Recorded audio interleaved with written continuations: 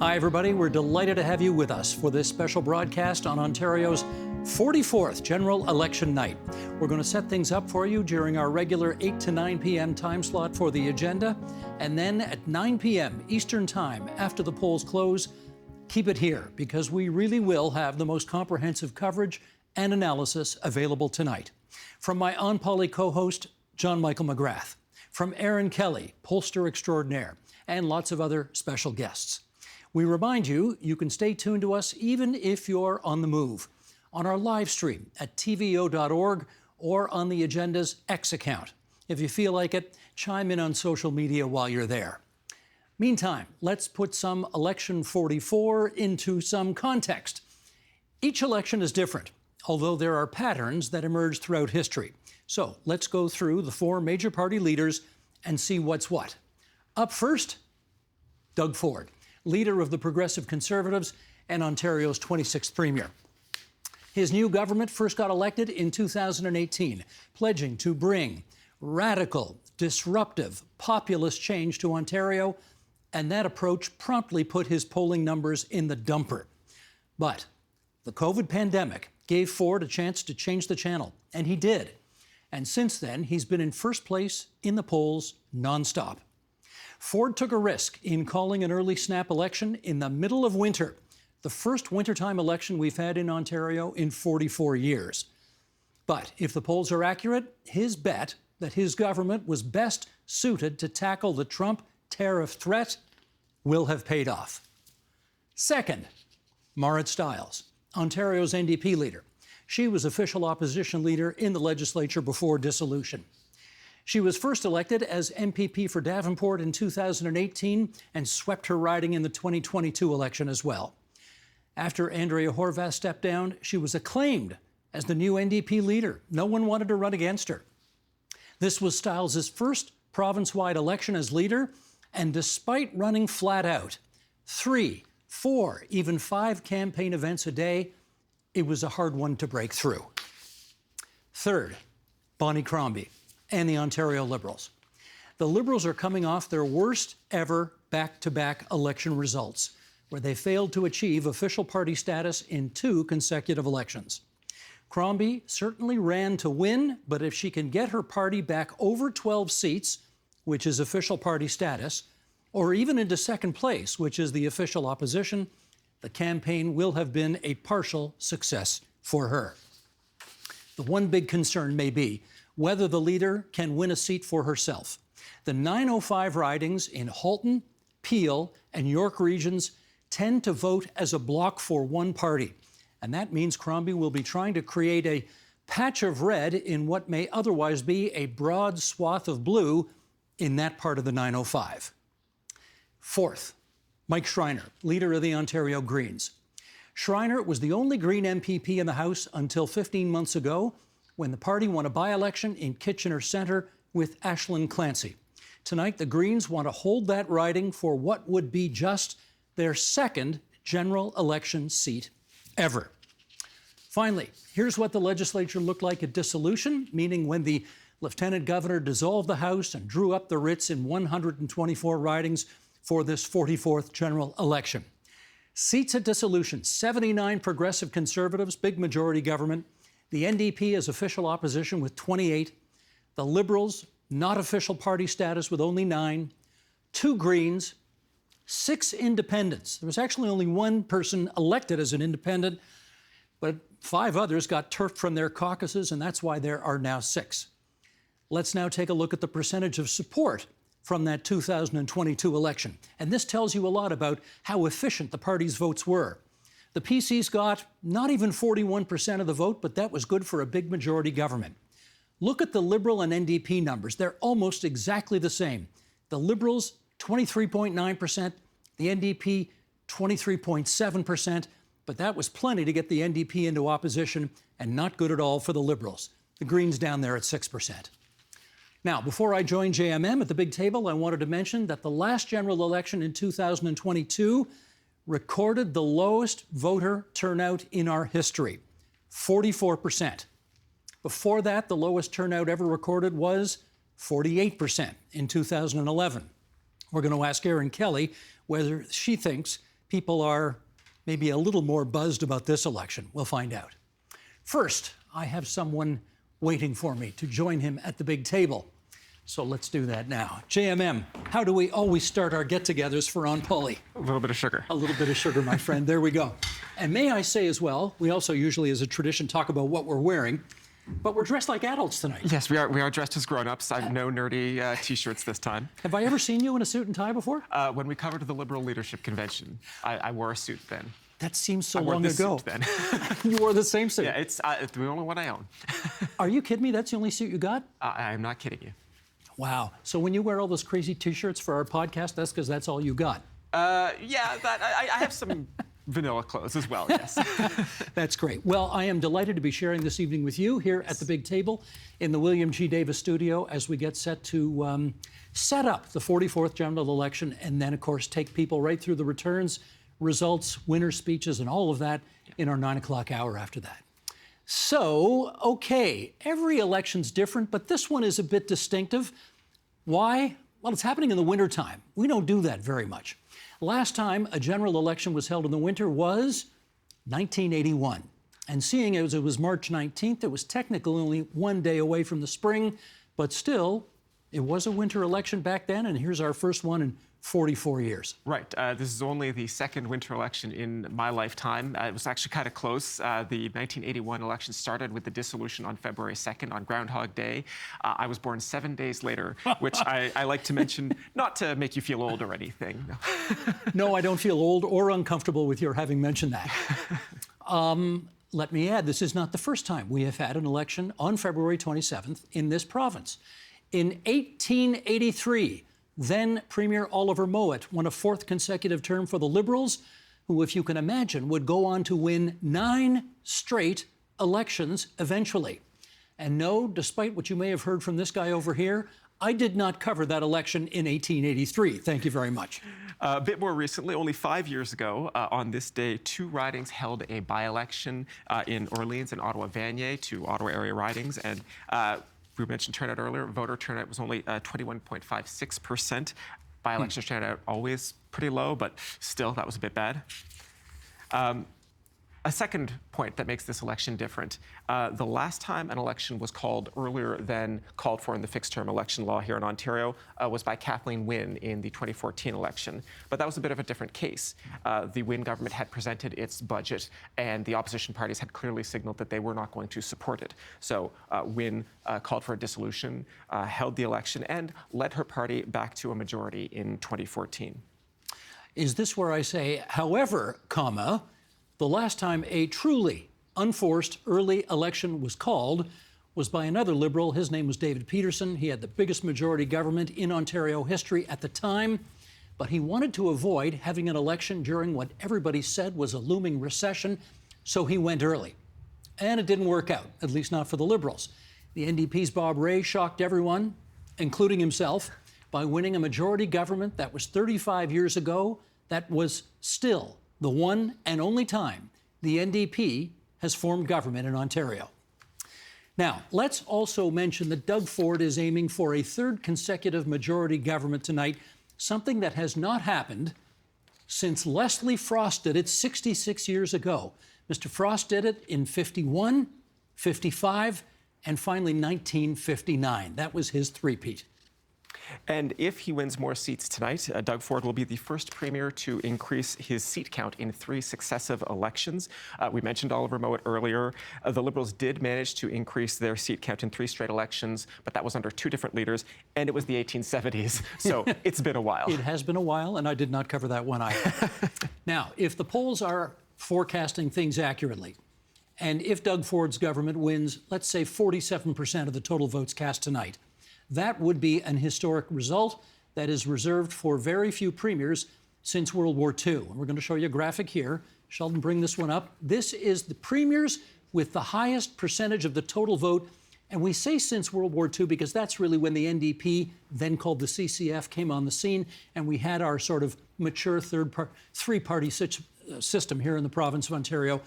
John Robarts, in 1963, still has the record for the highest percentage of the total vote in a post-war election. He got 48.9% in 1963. Leslie Frost close behind, one of those three-peats. In 1951, he was at 48.5%. We mentioned David Peterson earlier. Before he lost in 1990, he had the biggest majority government in Ontario history in 1987, and he did it on the strength of 47.3% of the total vote. And the fourth highest total vote count since post-war history, Dalton McGuinty in 2003. His first victory, that was 46.5%. One other unique thing about this election, or at least recently, we have two brand new leaders in parties racing to get elected in the legislature, Marit Stiles and Bonnie Crombie. The last time this happened that we had two brand new leaders was in 2011.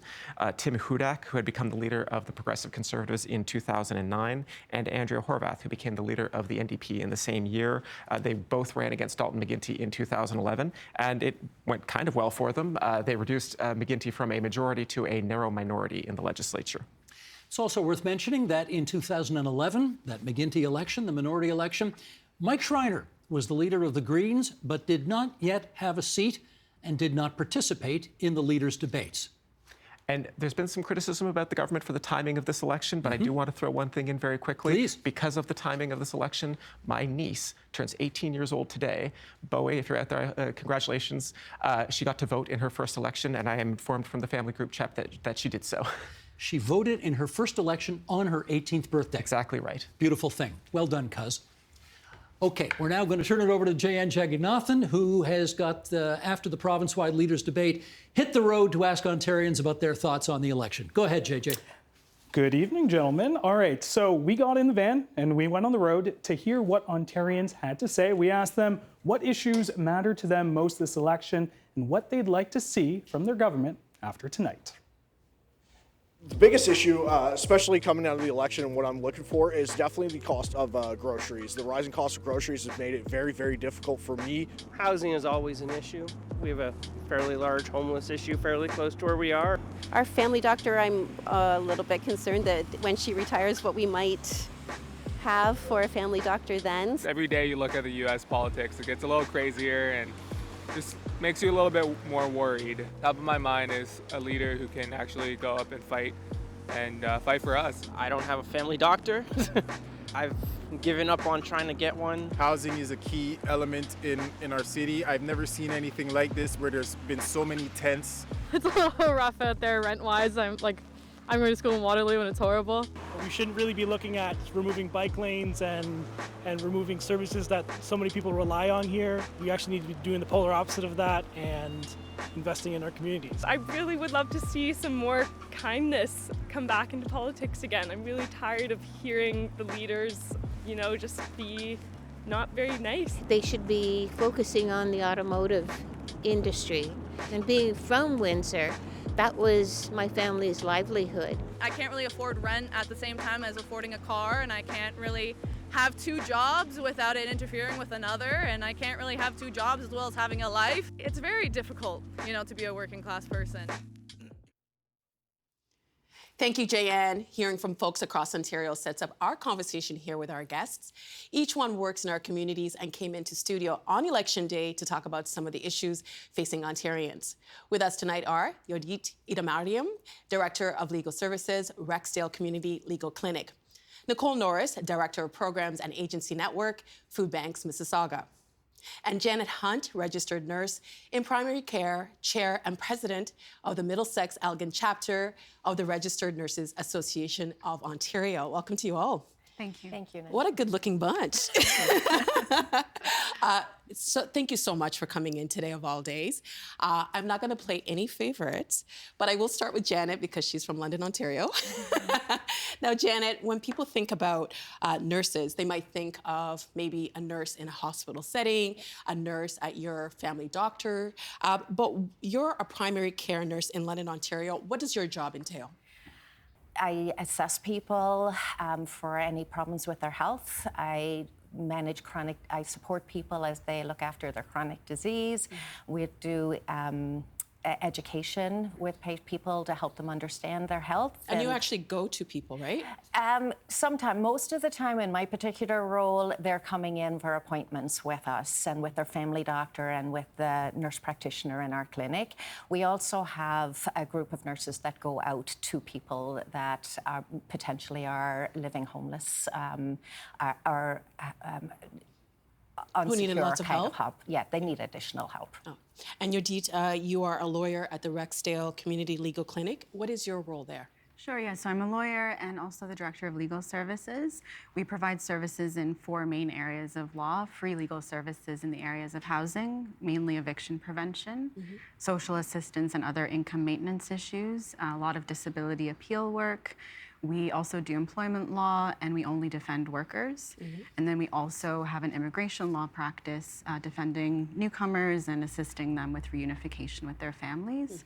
As well as our casework, we also do public legal education, community development support, and we're committed to engaging with law reform. So you're really kind of embedded in those communities, right? Very much so. So our clinic is rooted in the North Etobicoke Rexdale community, and like many clinics, there are many clinics across Ontario, and each of us is rooted in a particular community and trying to respond to the particular needs of those communities. And this is part of the reason why we wanted to have you all come in, because Nicole, we watched people around the province talking about food prices, and Ontario is a big province. It's very diverse, and if you live in a particular part of the province, an issue might be felt more, and if you live in another part of the province, maybe another issue is at the forefront.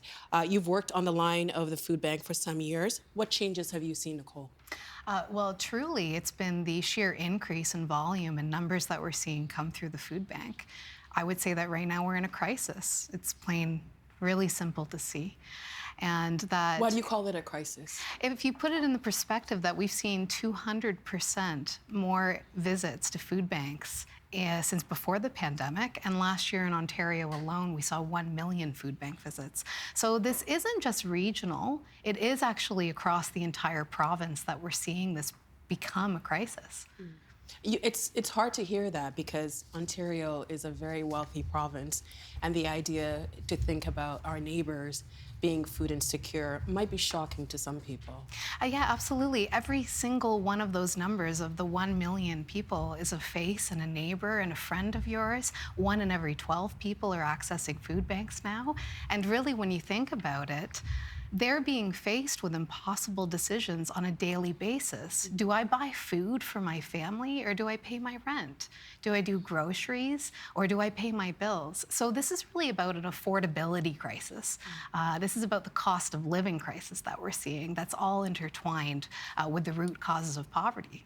And I think for all of us, the things that we think about are one's health, food to eat, which also has a ripple effect with our health, and also shelter. And Yodit, when we talk about renters and what they're going through, what have you seen that's been happening?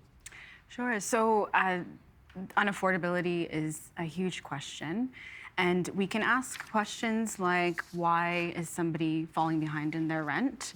And it's a good question, and I could sit here and give you endless examples of why. Somebody chooses to have to buy winter coats for their children instead of paying the rent in January. They have to pay for a loved one's funeral, and they fall behind in their rent for 2-3 more months. They have a sudden job loss, a sudden illness, and there's no backup. There aren't savings. And so that's part of what we're seeing. We're seeing people who even work full-time who are drowning in the cost of living. We are meeting with people who are sleeping in their cars, in bus shelters, outside, even during the major snowstorm we had a few weeks ago. And we can ask these questions. It's a good question, why is somebody behind in their rent? But I think a much better question is, why is the rent so high? The rent is too high. And that is for definable policy reasons that the provincial government has jurisdiction over. One of the main ones is vacancy decontrol. And vacancy decontrol allows landlords to charge anything they want for a new tenancy. This is one of the main reasons why rent is not affordable in Ontario. Over the last 30 years, rents have doubled. And so for a person even working, trying to make ends meet on a minimum wage, it's impossible. The minimum wage right now in Ontario is just over $17. The estimate for a living wage in the GTA is $26 an hour. And then for people surviving on social assistance, the situation is dire. For a single person living on Ontario Works, people come to Ontario Works for many reasons at the very hardest times of their lives. A single person on Ontario Works is now receiving $733 a month. That includes shelter. And what is the average rent in the province? It's about $2,600 in Toronto. So that's the average rent. And $2,400 has been another estimate. But the math just doesn't add up for the most vulnerable people in this province. We're also hearing about, again, health, because all of these things seem to be connected. And Janet, we're hearing about nursing shortages. What impact is that having on the people that you take care of? One of the things that I have noticed quite a lot in our practice is the fact that we are seeing more and more people that are dependent on Social Security becoming homeless. The other day, I cared for a lady that I had to assess because she had chest pain, shortness of breath, and I was trying to see how it impacted her daily living, and she told me that she couldn't chop wood anymore. And I had to explore that, and we went into the fact that she is homeless. And she uses the wood to heat up? You have to have a fire. You have to stay warm. We've had excruciatingly cold weather this winter in the minus 20 digits. She told me, so I said, "Are you safe where you're living?" And she said, "Yes. Us oldies, we stick together." Well, you've been a nurse for 30 years? 30 odd years, yeah. And in your time doing the work that you've done, to hear that, because I think we all have the social contract that we have within our communities, within our society, is that we all work hard. And then when we become elders, we're taken care of, or we have a safe place to stay. Seeing that, you think what? Well, I just wonder where our social conscience is. There are some people in our society that need support, that have disabilities or are older, and we have supports in place for them. But we haven't continued to increase those payments to keep up with the inflation that is out there, and they're becoming more and more deprived. And in your sector, too, there's a wage issue. What are you seeing in your sector? So wages in nursing, our hospital partners get, they get the highest wages. The long-term care sector, home care, and primary care are getting $5 to $10 an hour less than the hospital equivalent. So, our nursing students are coming out of school with debt. They want to earn as much as possible, so they are being grabbed by the hospitals for that employment, and we're seeing not as many people coming to the primary setting. So it's hard to recruit, it's hard to retain people in those environments. But we do, those people that are working in primary care are committed to it and really enjoy it, and we do what we can. And Nicole, Food Banks Mississauga recently had to lay off staff because of the amount of people needing food banks, and they want to save the resources in order to serve their communities. Can you give us a better idea of who's using food banks right now? Yeah, it's actually amazing to hear that. I echo the sentiments that one of our primary areas is that folks that have income, that have employment, are also accessing food banks because the wages aren't keeping up with inflation. Another key area that we're seeing folks would be a main reason that people are accessing is because they don't have access to affordable housing. And what they're telling us is that at the end of the month, if they're on ODSP, for example, they make $16,000 in the year. It's basic math that adds up that $16,000 isn't enough for market rent, and they have nothing left over, or they're in deficit by the end of the month. So I was speaking to a woman that was saying that she's in the place where she's feeling really ashamed and despairing that she can't even afford the $2 pizza lunch at her son's school because at the end of the month, rent is just eating it all up. So it's similar across the board. We're seeing more families also coming through, people that you would identify as being your neighbor. So across the board, the cost of living is impacting everyone deeply. And now we know that Toronto, Mississauga, Kingston have declared food insecurity an emergency. Does that help change the needle to actually bring this issue to the forefront? We really hope so. I hope that it's time for the governments or the next government to step up and take action and say, this is an emergency that we know the solutions for. We know that between affordable housing, minimum wage being increased to being a livable wage, that we can actually start to push the needle, and it's time for us to demand action in these areas. It is election day, and I wanted to just get an idea from the three of you what election issues resonated with you. Judith, can you start us off? Sure. So on the question of affordable housing, there has to be agreement about what the crisis is, and that has to be a starting point, because the housing crisis, for instance, is not a crisis for everyone. There is a lot of money being made in the housing sector. There's a huge ballooning in terms of the financialization of housing in this country. 25% of purpose-built rental units in Canada now are owned by landlords that are large real estate investment trusts, private equity firms, and their main purpose, their sole purpose really, is to make money for investors. That is diametrically opposed to the idea of housing being a human right. And so as long as that isn't looked at directly, what the crisis is and how to solve it will continue to be pushed down the road.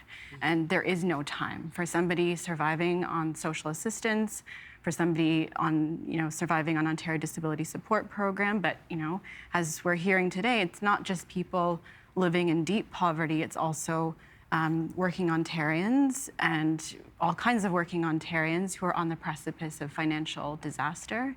And that, that includes all kinds of workers. We're talking a lot around this election cycle around protecting Canadian jobs and workers. There's a lot of discussion about that. Let's talk about what that means for workers in Ontario. It means a livable wage. It means at least 10 paid sick days that are protected, that are legislated and employer paid. It means that temporary workers, people who are often newcomers, racialized workers, who are relying on temp agencies to kind of piece together an income, that they should be as protected as other kinds of workers. And gig workers, all people who are delivering food, people who are putting together incomes through app work through. Who make our lives very easy on a day-to-day basis. Exactly. They're not protected in the same ways as other workers. Let's talk about what it actually means to protect workers.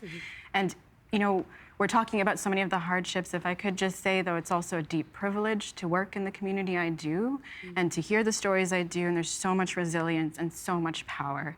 And tenants and workers and social assistance recipients are collaborating, learning about their rights, and fighting back, sometimes in desperate ways, involving things like rent strikes, which we're seeing across the province. And I do get the sense from the three of you that you care very much about the people that you work with, about the communities that you serve. Janet, for you, what election issue resonates with you? I think I have to say the primary care issue. 2.5 million Ontarians do not have a primary care provider. A lot of people are relying on emergency departments, but throughout the province, we're seeing emergency departments being closed related to staffing issues. And so if you live in a rural area and you don't have a family doctor or a primary care provider, I should say, because we have nurse practitioners that also provide these services. If you live in a rural area and you don't have a provider, and then your emerge is closed, and then you're sick, where are you going? And we're seeing a lot of Ontario people that have moved over the last 5 years, moved from a city to a more rural area, and hanging on to the primary care provider that they have got, but being 2-3 hours away and not having that ease of access. So I think we need to look at primary care and not just focus on the physicians in that, because we have partnerships. We have nurse practitioners, RNs, and MDs that all work in this area. And if we could focus on multi-interdisciplinary kind of teams, nurse practitioner-led clinics as well, then we could reduce that burden. And Nicole, I'll let you have the last minute and a half. Ontario food banks have come together and we focus on 4 key priorities. The first is to improve social assistance rates. The second would be to invest in affordable housing. The third is to build a stronger workforce. And the fourth is to actually invite people in with lived experience in poverty to join these conversations and co-create some of the solutions together. So just on topic for what we were talking about today, I think it all aligns.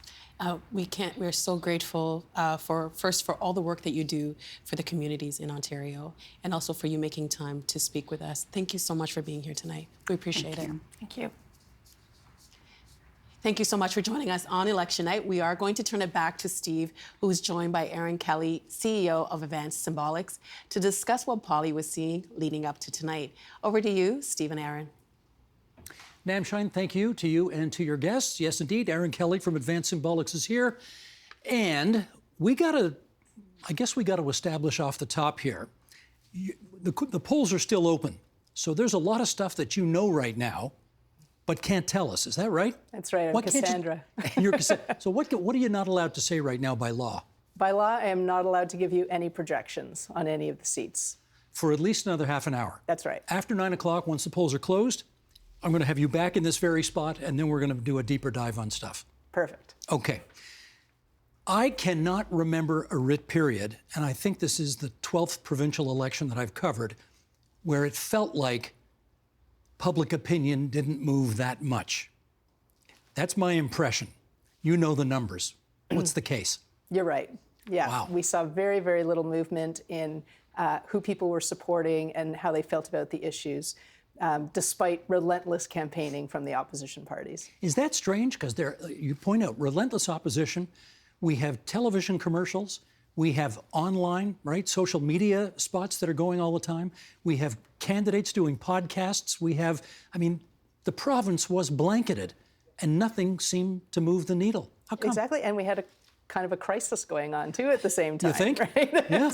Yeah. Yeah, but nothing moved that needle. Very little. I mean, I won't say it didn't move at all, but really it was pretty static through the whole thing. And I think this is an election where people are not wanting change. That's kind of what we read. For sure.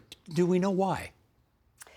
People are afraid of, there's so much instability right now that the number one thing we're seeing over and over again is experience. Who has the experience to be able. Now, people were actually open. They were actually open to change. Part of the problem here is that the opposition parties did not bring forward a vision that people could get excited about or rally around. And people are saying this is more of the same. I don't believe things will change if I change my vote. This may be too granular to know, but is it that we don't like your vision any better than Doug Ford's, or we understand what the problems are, but we're not sure you're any better to solve them than he is? It's the latter. It's basically people agree that healthcare is a problem. They want better access to medical care. But people are disagreeing about what the solution is. Do you just put more doctors at it?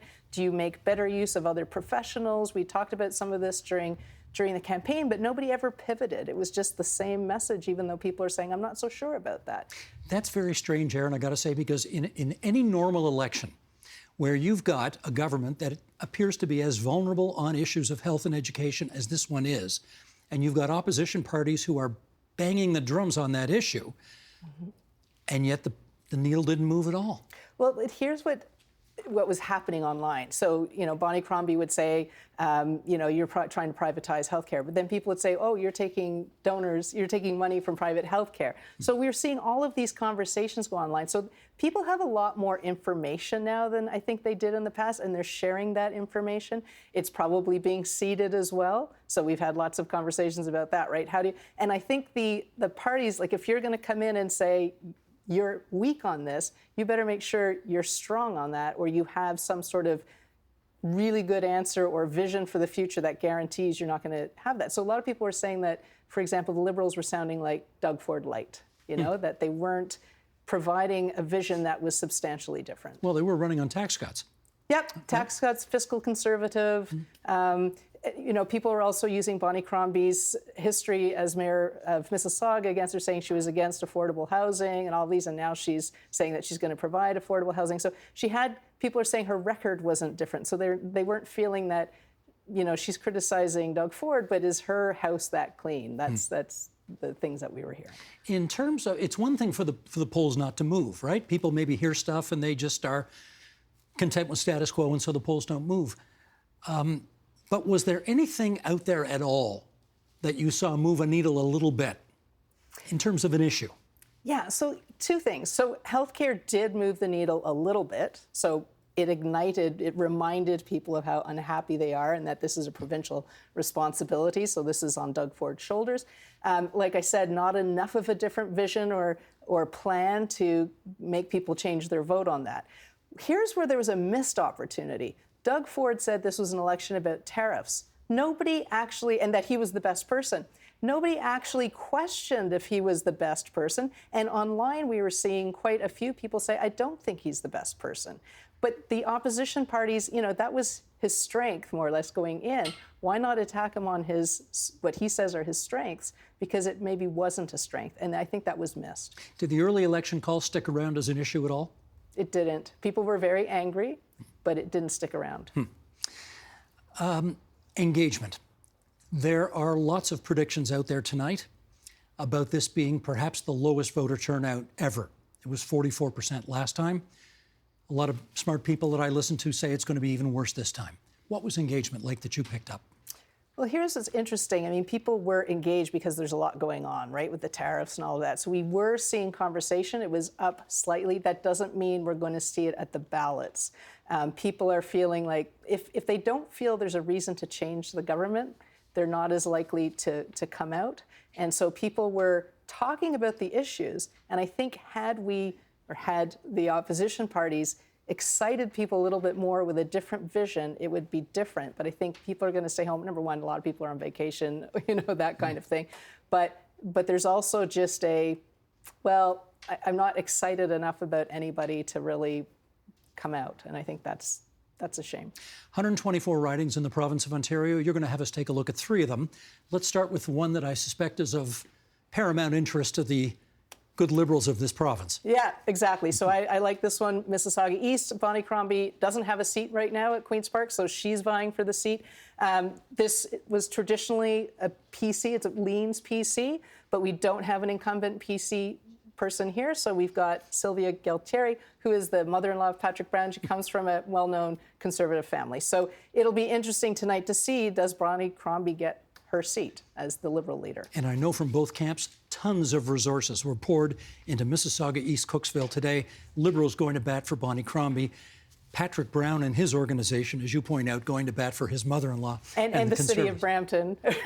Right on. We're actually seeing quite a few people online get involved who are from Brampton, talking a bit to people in Mississauga. So it's interesting on this one.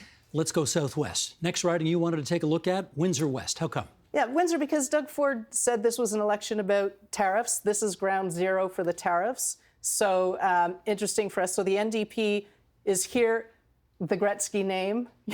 So how will that react? How will people react to that? I mean, she is holding the seat, but they won by a slim margin last time. So if this is about tariffs, will people decide, as Doug Ford thought, that he is the best person or that his party is the best person to deal with tariffs, and will it flip for Windsor? NDP caught a break in this riding. You see here, there is no Liberal candidate. The Liberals had to drop out. Yes, that's right. That's the other thing. Yeah. So that does not split the progressive vote in this riding in a way that it will be in other ridings in the province. Exactly. A break for the NDP. One more. How about let's go back to the 905. How about Oshawa? What do you like there? So in Oshawa, again, this is another one where, it's a NDP riding, but it could switch. What I like here, here the Liberal has been dropped off the ballot. Put a big X over here because he was forced to drop out. Exactly. So what's interesting here is that now that he's out, do the votes go to the PCs or to the NDP? Where do those Liberal votes go? Or is he even off the ballot? Will people mistakenly, pick that name? Well, that's a good point. He's on the ballot, I guess, right? Yeah. I mean, he's not running. I don't know what happens in that case. I guess it's spoiled. The votes are spoiled. He's not there. Right. So, but for those who know, where will the votes get split? This is a big rematch, incidentally, from a couple of elections ago. Jerry Willett used to be the MPP from this area from 1995 until Jennifer French, a few elections ago, beat him. So it's a grudge match. There we go. Don't go too far, because I'm going to come back here after 9 o'clock, and when you can give us numbers, we're going to see what happens then, okay? Okay, perfect. Excellent. Thanks. Okay, I'm coming back over here, and I'm going to talk to my pal JMM a little bit, my On Poly podcast co-host. Hello, sir. Hi. Now, just as Erin took us through a few ridings there, you and I are going to go through a few ridings that we're keeping a close eye on tonight. And we want to start with, let's see, Sheldon, you want to bring up number 25, Eglinton Lawrence. The reason that I want to take a look at this riding, never mind that it's just across the road from the studio here, you see a Conservative candidate, a Liberal candidate, a Green candidate. Where's the New Democrat? There is no New Democrat candidate in this race. To me, this is what makes it interesting. Because, again, the progressive vote will not be split three ways. In fact, the Greens will likely get very little of the vote in this riding at all, which sets up one of the few ridings in the province where you get a Conservative versus Liberal confrontation. The Conservatives only won this riding, Robin Martin winning it 2.5 years ago? When was the last election? Yes, 2.5 years ago, by 500 votes. So it was very close back then. This may be one of the ridings where, because of the progressive vote not being split so many ways, the Liberals have a decent shot of taking it away from the PCs if the Tory vote is not as strong as it needs to be. What do you like? I will be looking at Parry Sound, Muskoka, which is riding 84 on our list. This is a riding where the Greens have poured in just a ton of time and money and effort to win a seat for Matt Richter. This is his, I believe, 6th attempt to win this seat. Is that right? 6 attempts? He came very, very close in the 2022 election, within about, I think, 2,000 votes. Graydon Smith ended up prevailing in that election. Former mayor in the area, became a cabinet minister, is running again. And the Greens, I think, have consolidated the non-PC vote in that riding, but with the sheer numbers that the Tories are putting up, if the polls are correct, if it's going to be 45, 46, 47% for the Tories, it's just, it looks like that's going to be a really hard win for the Greens. Can you imagine poor Matt Richter last time getting 40% of the vote for the Greens and losing? I mean, that's got to hurt. Yes, absolutely. Okay, we want to take a look at a bunch of independent ridings across the province. And when I say independents, I mean because there is an independent candidate running who's the former sitting member, but running again as an independent, and what that does to the dynamic. Take us up north and west. Right. So you mentioned Eglinton Lawrence, where the progressive vote will not be split. We're going to talk first about Algoma Manitoulin, near the very top of the alphabet, where Michael Mantha is running again. He was a New Democrat who was expelled from the caucus. A workplace investigation found that he had behaved inappropriately to a staffer, but he is running again. He said he was putting his political future in the hands of voters. There is also an NDP candidate. That is Mr. Timurski, who is a 30-year veteran paramedic and firefighter. But we could see a split NDP vote. Could we then see the Liberal candidate come up the middle? He is an Anishinaabe Grand Council Chief, or former Grand Council Chief, Reg Niganobe, who he might win. And frankly, the way the Tories have been doing, frankly, very well in the north in the last few elections, I wouldn't necessarily count the Tories out in this riding either. I want to put one more of these so-called independent story ridings on the record here, and that's in my hometown of Hamilton. Let's go to Hamilton Centre. And one of the reasons that we're going to talk about this riding is because of this person. She is the former sitting member there. She is Sarah Jama, who had some fairly controversial things to say about Middle Eastern politics, which got her kicked out of the NDP caucus. She still has a significant amount of support, we're told, in that riding. And as a result, she is running as an independent in Hamilton Centre. There is, however, an NDP candidate there as well. Will the two of them split the Social Democratic vote, allowing one of the other parties, presumably the Liberals, to come up the middle and win that seat? That's something I'm going to be watching very much over the course of the evening. Okay, we are just about to bring our expert array of panelists into our studio here. In fact, one of them is walking right through my shot as we speak. Well done, Kim. That's okay. I'm going to put a question to you anyway tonight, Kim. Don't you worry, despite doing that. Anyway, just before we do that, I wanted to throw it back out to Jeyan Jeganathan, who's been talking to people during the course of this election campaign about the issues that matter most to them. JJ, take it away.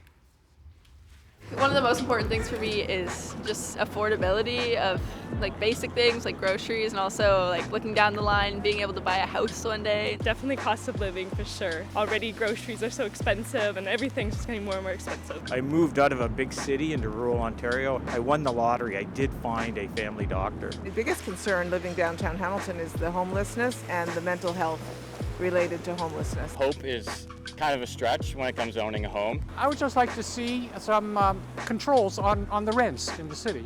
There was a promise to end hallway medicine, and it has gotten worse instead of better. Before I found my living situation, it was almost impossible to find something affordable with both of our jobs and our income. More care and more effort and more action put into the working class people rather than using us as a blanket term and saying we're for the people. Healthcare, education, employment, those are the things that taxpayers in Ontario are concerned about. We are approximately 14 minutes away from most of the polls closing, and I want to welcome our esteemed panel of strategists who will be with us throughout the evening to analyze how the ridings are faring. Please welcome Deb Hutton, Conservative supporter and host for Newstalk 1010, Kim Wright, NDP supporter and founder and principal of Wright Strategies, Dan Moulton, Liberal supporter and partner at Crestview Strategy, and Jackie DaSilva, Green supporter, political consultant, and campaign manager. Good to have you all with us tonight as we approach the top of the hour. Yes, indeed. Fantastic to see you all again. I want to start with a very simple question to each of you off the top. Give me your best 30 seconds, and then we'll do a deeper dive after that. We're going to go in order of precedence, as they say. So the standings in the last house, that means you first, Deb. What was this election about?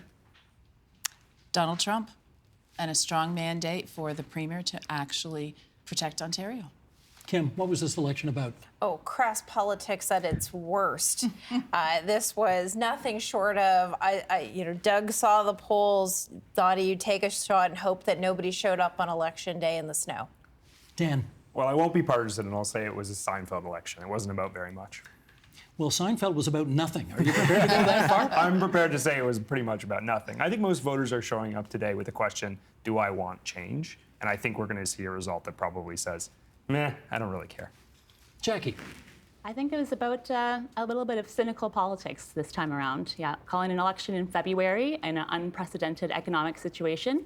I think we're going to see a really low voter turnout today and some of our democracy on a bit of a lifeline. I think we want to follow that up with ridings that they're watching. Well, you know what? I want one more out of Deb. All right. How much of the need to get out before Pierre Poilievre does what he does federally was behind the reason we're having an election right now? Well, there's no doubt. I think that the Premier and his team, I'll say probably the team more than the Premier, was looking at that and deciding that it was important that if the Premier was to get another mandate, probably wanted to do it while he was fighting a Liberal government in Ottawa.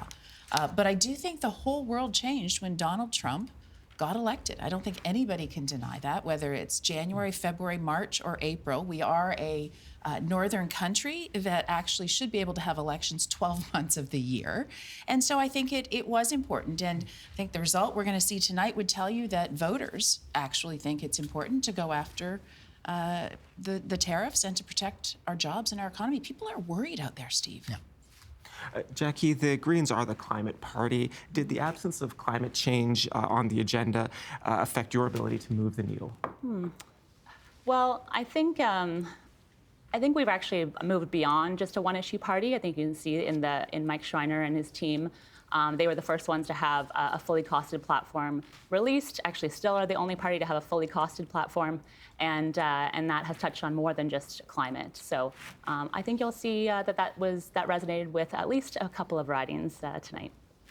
As we did with Erin Kelly, we want each of you to pick a riding that you think is worth watching tonight for any particular reason. Doesn't have to be because you think it's a sign of something apocalyptic. It could just be anything. And Deb, I'm going to ask you to start. You want to go south and west, I presume, eh?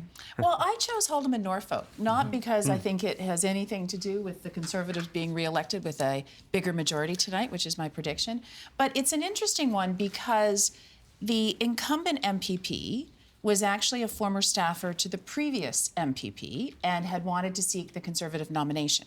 And the party went in a different direction, and they chose last time out in 2022 a mayor from Haldimand. And the independent, running as an independent, beat that mayor. Which never happens. Which never happens. No. She's going for it again tonight, and the Conservatives have chosen the mayor of Norfolk, so the other half of the county, or of the riding. And so I think it will be very interesting to have an incumbent who ran the first time as an incumbent, not a Sarah Jama situation, and see whether she gets elected. Bobby Ann Brady. She ran and won as an independent, and she is trying it again tonight. Against another mayor. Against another mayor. So it'll be interesting. Well, I think it's an interesting point, too, as well as to how much lingering anger there is about the pandemic. Because I think her election had a lot to do with parts of this province that were pretty angry about this government's public health restrictions during the pandemic, very upset about vaccine mandates. And, I grew up in Oxford County right next door. A lot of people in that part of the province very angry about that. And I think it's a question, it didn't come up in this election very much. It didn't come up as a splinter issue for Conservatives like it did in 22. It'll be interesting to see how much lingering anger there is. Can I ask a trivia question at the table here? Who was the Liberal candidate in Oxford in 2014? Oh, he happens to be at the table, and boy, is it exciting. I mean, candidates are really generous term. I was a sacrificial lamb. But you had your name on the ballot, and good for you. And on lawn signs and everything. There you go. Okay. Kim, you picked Sault Ste. Marie. Why? I did. I am excited about Sault Ste. Marie. So Sault Ste. Marie is currently an open seat because the former Tory cabinet minister, Ross Romano, had decided not to run again. Longtime viewers of TVO and folks around this panel know it also used to be a New Democrat seat with Tony Martin being the longtime NDP MPP. Our candidate there is a local city councillor. She has been running a really fascinating campaign that has included things like getting the Jumbotron at the Sioux Greyhounds OHL game, right? Like where people are at, what are politics where people are at. Heck of a good campaigner, heck of a good debater, really will be an amazing addition to the caucus. And I would just like to add a follow-up for Deb. A lot of grumbling in this race that the Tories were not able to find a candidate with local roots in Sault Ste. Marie. Why do you think the party struggled there?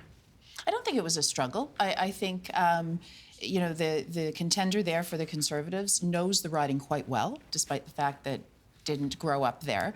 And I think, listen, when you see all of the pictures of Doug Ford throughout this campaign, what do you see? You see him with workers. And you look at the steel town of Sioux, and you say, those are workers that care a lot about their jobs, care a lot about Trump tariffs. And so I think it will be an interesting race. I agree with Kim, because I think it's clearly between the New Democrats and the Conservatives for very different reasons. It's why you saw Marit Stiles early on in the campaign up there several times in the campaign, but also with the workers and the steel workers up at Algoma Steel. Viewers will also remember that during the Ray government, it was them saving part of Algoma Steel, and these are things that will continue to be remembered. One of the things that's really been interesting the last couple of elections, where people think that some of that labor shifts. A lot of that came away from the Liberal Party. Those were those working family coalitions, the carpenters, Liuna, the firefighters, who actually used to provide the ground game for the Liberal Party. And not having that essentially since the McGuinty years is why you've seen the Liberal Party out in the wilderness, because it's one thing to run a Twitter campaign, but it's a very different thing on a snowy day in February to get those people into the ballot box. You've also seen all of those unions line up behind the Premier, too. Oh, there's been quite a few that have lined up behind Marit Stiles and the NDP. So, I think it's fair to say there's a bit of a split. A lot of the private sector builder, carpenter, electrical worker type unions have lined up behind the PCs. The public sector unions, of course, still can't stand the PCs, and they're with the NDP. And the last time I checked, the steelworkers were very much in that private sector union and have been foundational and out there campaigning alongside Mark Stiles, as has been the entire Ontario Federation of Labour. So I think there are certainly things that everyone needs to look at, but that shift from that Working Families Coalition leadership and those arms and legs on campaigns, that is a different tale. And I was joking with a friend of mine today that it was so hard to find some Liberal campaigners in some ridings. It was like trying to find Pokeroo. So it's missed him again. Missed him again. Dan, let's get your riding here. Ottawa Centre's what you wanted to take a look at. How come? Well, I think it's a really interesting riding to watch early on in the night because for me, it's if Liberals are doing decently well there, not even needing to win it. I mean, it's probably 31 of 31 seats for us to take. But if we're doing well there, it's a really bad night for the New Democrats. I mean, they've got a really strong candidate there, so I think they'll probably end up taking it based on the public opinion polling we had going into tonight. But if the Liberals are doing well, if it's a close race there, it's a really interesting one to watch early on because it means it's going to be a bad night for the New Democrats in downtown Toronto. It's going to be a bad night for them in pretty much every part of Ontario. And so, yeah, I think it's a really interesting race in that regard. This is also a candidate, the Liberal candidate in Ottawa Centre, that had tweets that said things like, consent is not sexy. Those are pretty horrific things that I would have thought that the Liberal Party would have tried to walk away from a candidate that didn't believe in things like consent. Kim, the polls close very soon. I'm not sure how partisan we need to be tonight. I think that the viewers of this program are pretty educated and are more interested in commentary that's at a higher level than that. But it is a legitimate question, and we've seen this in several ridings that there were some pretty horrific things that had been posted, and things that had been said recently as well, and those are concerning, and those are concerns we were hearing on the doorsteps in Ottawa Centre and in other places. Honestly, Kim, as someone who grew up with a generation that were given these social media tools when they were pretty young, I don't think that we should be holding kids when they were in high school to account for the things that they were posting when they were kind of dumb and young. And I think people out there are kind of sick of the cancel culture that you're advocating right now. Let's just put on the record here, Catherine McKinney is the candidate for the NDP. And an extraordinary candidate. People will potentially remember their name. They ran against Mark Sutcliffe, lost for mayor. I did an interview with Catherine McKinney during the course of the campaign. They said, never thought I'd run again, not a party person. They liked what they saw in Marit Stiles, decided to put their name on the ballot, and that is why they are running for the NDP there after all. Jackie, let's get to your riding. You wanted, I'm not particularly surprised at the one you wanted to keep an eye on. Tell us why. Kitchener Centre, yeah. So for a young party, we've picked up a second seat in 2023 in the by-election just 15 months ago. So Ashton Clancy trying to defend that, get elected in a general election. And so it'll be interesting to see what happens there tonight. Hopefully, as much of a large margin that she received in the by-election, but we'll see in a general, and it's anyone's game. She got almost half the votes in the by-election. Yeah. But of course, that was with Greens from all over Canada descending on Kitchener Centre and helping out. Right. It was an all hands on deck. The Greens are running in 124 ridings right now. That's right. Not only that, there are a couple of nearby ridings where Green candidates have actually told Green supporters, please vote NDP, the Greens can't win. And I know the Clancy campaign is nervous about that. What do you think the impact of that could be there? Yeah, I think that Waterloo Region as a whole, they are very independent. So if you're from Kitchener, you're from Kitchener. From Waterloo, you're from Waterloo. So I actually think that it won't have as much of an impact on Ashland's riding. And that's also a great demonstration of Green politics. We encourage our members to vote independently. And so for those two ridings, they felt that those candidates felt that that was the best course of action for their community. And so they're free to do that. And so for Ashland, I mean, she's been working her butt off. Like 3 months after getting her constituency office, she was already knocking on doors again. So she definitely has not taken the seat for granted. And I think the team there is really strong and has been working since November 2023 to get her reelected. I did an interview with her when she was on the hustings as well. And she said, I got 10, 15 minutes max. I got to get back out there and knock on doors. Yeah. So it was a shorter conversation than I thought we might have. JMM. Dan, just on the issue of candidates and tweets, the Liberals had a few cases in this election where they had to explain candidates, let me put it that way. I'm just wondering if you think the position that the Liberals went into this election in, were they prepared to do the kind of candidate vetting that you have to do in a modern campaign? Well, I mean, the election wasn't meant to have been held for a year and a half from now, so every party, except for the Conservatives, frankly, were, I think, rushing to find candidates to field a full field of candidates in 124 ridings. And that obviously leads to some errors. But I do think we're starting to move to a point, or we should be moving to a point, where when people are young and they're stupid and they're posting dumb stuff on the internet, we don't need to trot it out and try and cancel candidates across the province. I think we want to move past that politics. I think people are getting kind of sick of it. There were some cases where it was more recent and people were, held to account for that. Campaigns were suspended. Saying some and I things think about that the Prime Minister in 2022 or whatever it was. Right, yeah. There were some more recent comments, and I think that, it was dealt with in the way that it needed to be. But I mean, the reality of a rushed election like this that was held in snap is that you are going to have to rush vet at some candidates, and it makes it kind of difficult, particularly when you're strapped for resources. And frankly, I think we can acknowledge the Liberals have been. Now that the polls have closed, we're going to say not goodbye, but see you soon to our panelists as they head back to the green room, and we walk over to Erin Kelly, who Steve will give us an idea of what Polly was seeing. And I'm going to talk to Erin Kelly in just a second, but first let's reset things here. It is 9 o'clock Eastern Time, and we say good evening, everybody. On behalf of John Michael McGrath, I'm Steve Paikin. With a very few exceptions, the polls are now closed, and Ontario's 44th general election results are soon going to be coming in. A few notes on tonight's proceedings. Whether you are watching us over the air, or streaming us on TVO.org, or on X, or on our YouTube channel, which is youtube.com/The Agenda. You can get us all over the place.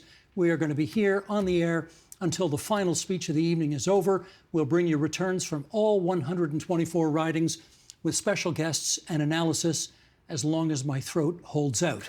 That hockey game, I'm telling you, it was just the end of me, and I haven't recovered since. Now, we can see up on the screen right now how we're going to be bringing you all the returns during the course of the evening. At the bottom of the screen, riding by riding, the top 4 vote-getting candidates you will see in order. In some of these ridings, we expect it, obviously, in the vast majority of ridings, to be Conservatives and Democrats, Liberals and Greens. There will be a few ridings, as we've just indicated, where you will see just gray. It will be an independent candidate who may be among the top 4. We're certainly going to be looking for that tonight. And then along the side there, we're going to have the party standings as we go towards whatever the call ends up being tonight. You folks know what the polls have been saying, and certainly we are going to be counting down to whatever the winner looks like over the course of the evening. At the moment, leading and elected are the Liberals in 3, New Democrats in 3, Progressive Conservatives in 2, and the Greens in 1. You need 63. The magic number is 63 seats for a majority government. Doug Ford, as you know, has won 2 consecutive majority governments going into tonight's 44th general election. He's looking for the 3-peat tonight, folks, and we'll see whether he does it. Okay, can I go talk to Erin? Let me do that. Guys, we'll see you later. And here's Erin Kelly. Now that it's 9 o'clock, you are able to say more. So let us do that. Let's start with this. Polly's been doing a lot of surveying. Your artificial intelligence polling entity has been doing a lot of polling since this election began. Anything at all surprised Polly during the course of the campaign? I don't think so. I don't know if it's surprised to Polly. No, I don't think so. It was pretty, this was not, we didn't have any major change, any big pivots, any scandals that really took hold. No, it was pretty steady. This was an election where, unless I missed the mark, almost nothing seems to have moved the needle. Is that right? That's right. Yeah. Do you want to, I guess you're allowed to now. Polly has been doing seat projections based on the total vote.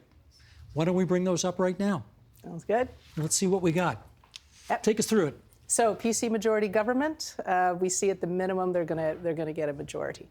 Where the big race is going to be tonight is here. This is a statistical tie between the Liberals and the NDP. We have the Liberals slightly ahead because we see them ahead in the popular vote, but the NDP has better vote efficiency, just like in the last election. So this really is a statistical tie with the median being 17-15, but with a wider spread for the Liberals. So tonight is going to be that important night to see if Bonnie Crombie can break through to official opposition. The Greens, we have them getting a minimum of 1, but up to 3. So they're running in 124 ridings. We see them potentially getting 3 tonight. That is a fairly wide swath, right? Paulie is saying there's a 40-seat minimum versus maximum, which feels like a lot. Why is it such a broad gap there? So we have some ridings where it's close. And it's a statistical tie. So we don't know. And one of the confounding factors is that low voter turnout that we're anticipating. Because, like I said, we have more people talking online this year than we did in the last election. But the fact that there's no excitement tells us historically that when there's little excitement, there's little turnout at the polls. But we don't know who's going to turn out and who's not, right? It snowed today, there's all sorts of factors. So we don't know how those ridings will turn out. What does it tell us that the big suspense of the night is who comes second? What it tells us is that neither one of these two candidates really broke out. Crombie or Stiles? That's right. Stiles has better vote efficiency, but the popularity is not there. She didn't get herself known. And Bonnie Crombie is failing to get out of those major ridings. Like, if you like Bonnie Crombie, you like her a lot. Unfortunately, we're not spreading that love around. So she needs to, get out into the rural areas, get that lift if she wants to break through. Paulie has her eye on 3 tight races in particular, at least what she thinks will be. Why don't you take us through those, starting just across the road from us? So this one is, I put it in here, it might not be a tight race. It's an interesting race because the NDP candidate dropped out in order. This is strategic voting on steroids in a way, when the candidate decides that you should do strategic voting. Not a big fan of strategic voting myself, but will those, as the candidate had hoped, will those votes go to boost up the Liberals? Because the candidate felt that putting those NDP votes to the Liberals will help them beat the PCs in this riding. Remind everybody, you don't see a new Democratic candidate here because she dropped out just before the deadline. Yes. Like right on the razor's edge, so the NDP could not replace her. So there is no new Democrat option in this riding. Exactly. Yeah. So the Liberals, if they don't win, the reason I put in here, if they don't win this, it's a really bad signal for the night, right? Because a lot of people are strategic voting. We can mention that. Maybe we'll talk about that later. But if this strategic vote did not work, so I think the Liberals will be probably watching this riding very closely. Paulie also is interested in Niagara Falls. How come? Yeah, in Niagara Falls, so the PCs are sort of perpetually in second place here. So if the PCs, we're seeing a surge for Doug Ford because they've been perpetually in second place, all the votes are changing now. Will this be, if they're going to break through an election, it probably should be in this one. So will they be able to unseat the NDP? Right. Wayne Gates has been the former sitting member there for a few elections now. The Conservatives don't have all the seats in the Niagara Peninsula, but they want them all. Yeah. And this is one of the seats they had their eye on, despite the fact that Wayne Gates has the best mustache at Queen's Park. The last riding that Paulie has her eyes on, University Rosedale in downtown Toronto. How come? Again, this is one where if the Liberals are going to see how close we are, if the Liberals are going to have a good night, because it's a statistical tie between the NDP and the Liberals, I'll be watching this riding to see, because Bonnie Crombie she is doing well in urban centers. If she does well tonight in this riding, it indicates that, maybe she's pulling ahead in that statistical tie. If she doesn't, so this is a riding to watch. Only 3% of the polls reporting right now. Jessica Bell, the former sitting member, multi-term for the NDP. She's got 2 elections under her belt already and looking for a 3rd straight victory tonight. Okay, Erin, thanks a lot for this. We'll check in with you as the evening goes on, okay? Great. Thanks, Steve. Thank you. Erin Kelly, Advanced Symbolics, Inc. Let's come back over to the table here. Hey, partner. Hello, sir. How's it going? Good, good. Just seeing that voting has been extended in, I believe, 9 polls. I imagine some of that is weather-related. Places, both in places like downtown Toronto and also in some ridings like Algoma, Manitoulin. So, yeah. Okay, we had Dan Moulton tell us that Ottawa Centre was one of the ridings he was keeping an eye on. So why don't we bring that one up and just see what's happening there.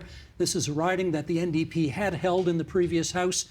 The former sitting member had decided not to run for re-election. He instead will run for Parliament.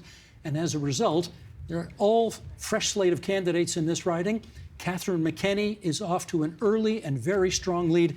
Only 14% of the polls reporting there. But this is a riding that for the last 50 years has gone back and forth between Liberals and New Democrats, and the NDP certainly looks like they're going to prevail tonight.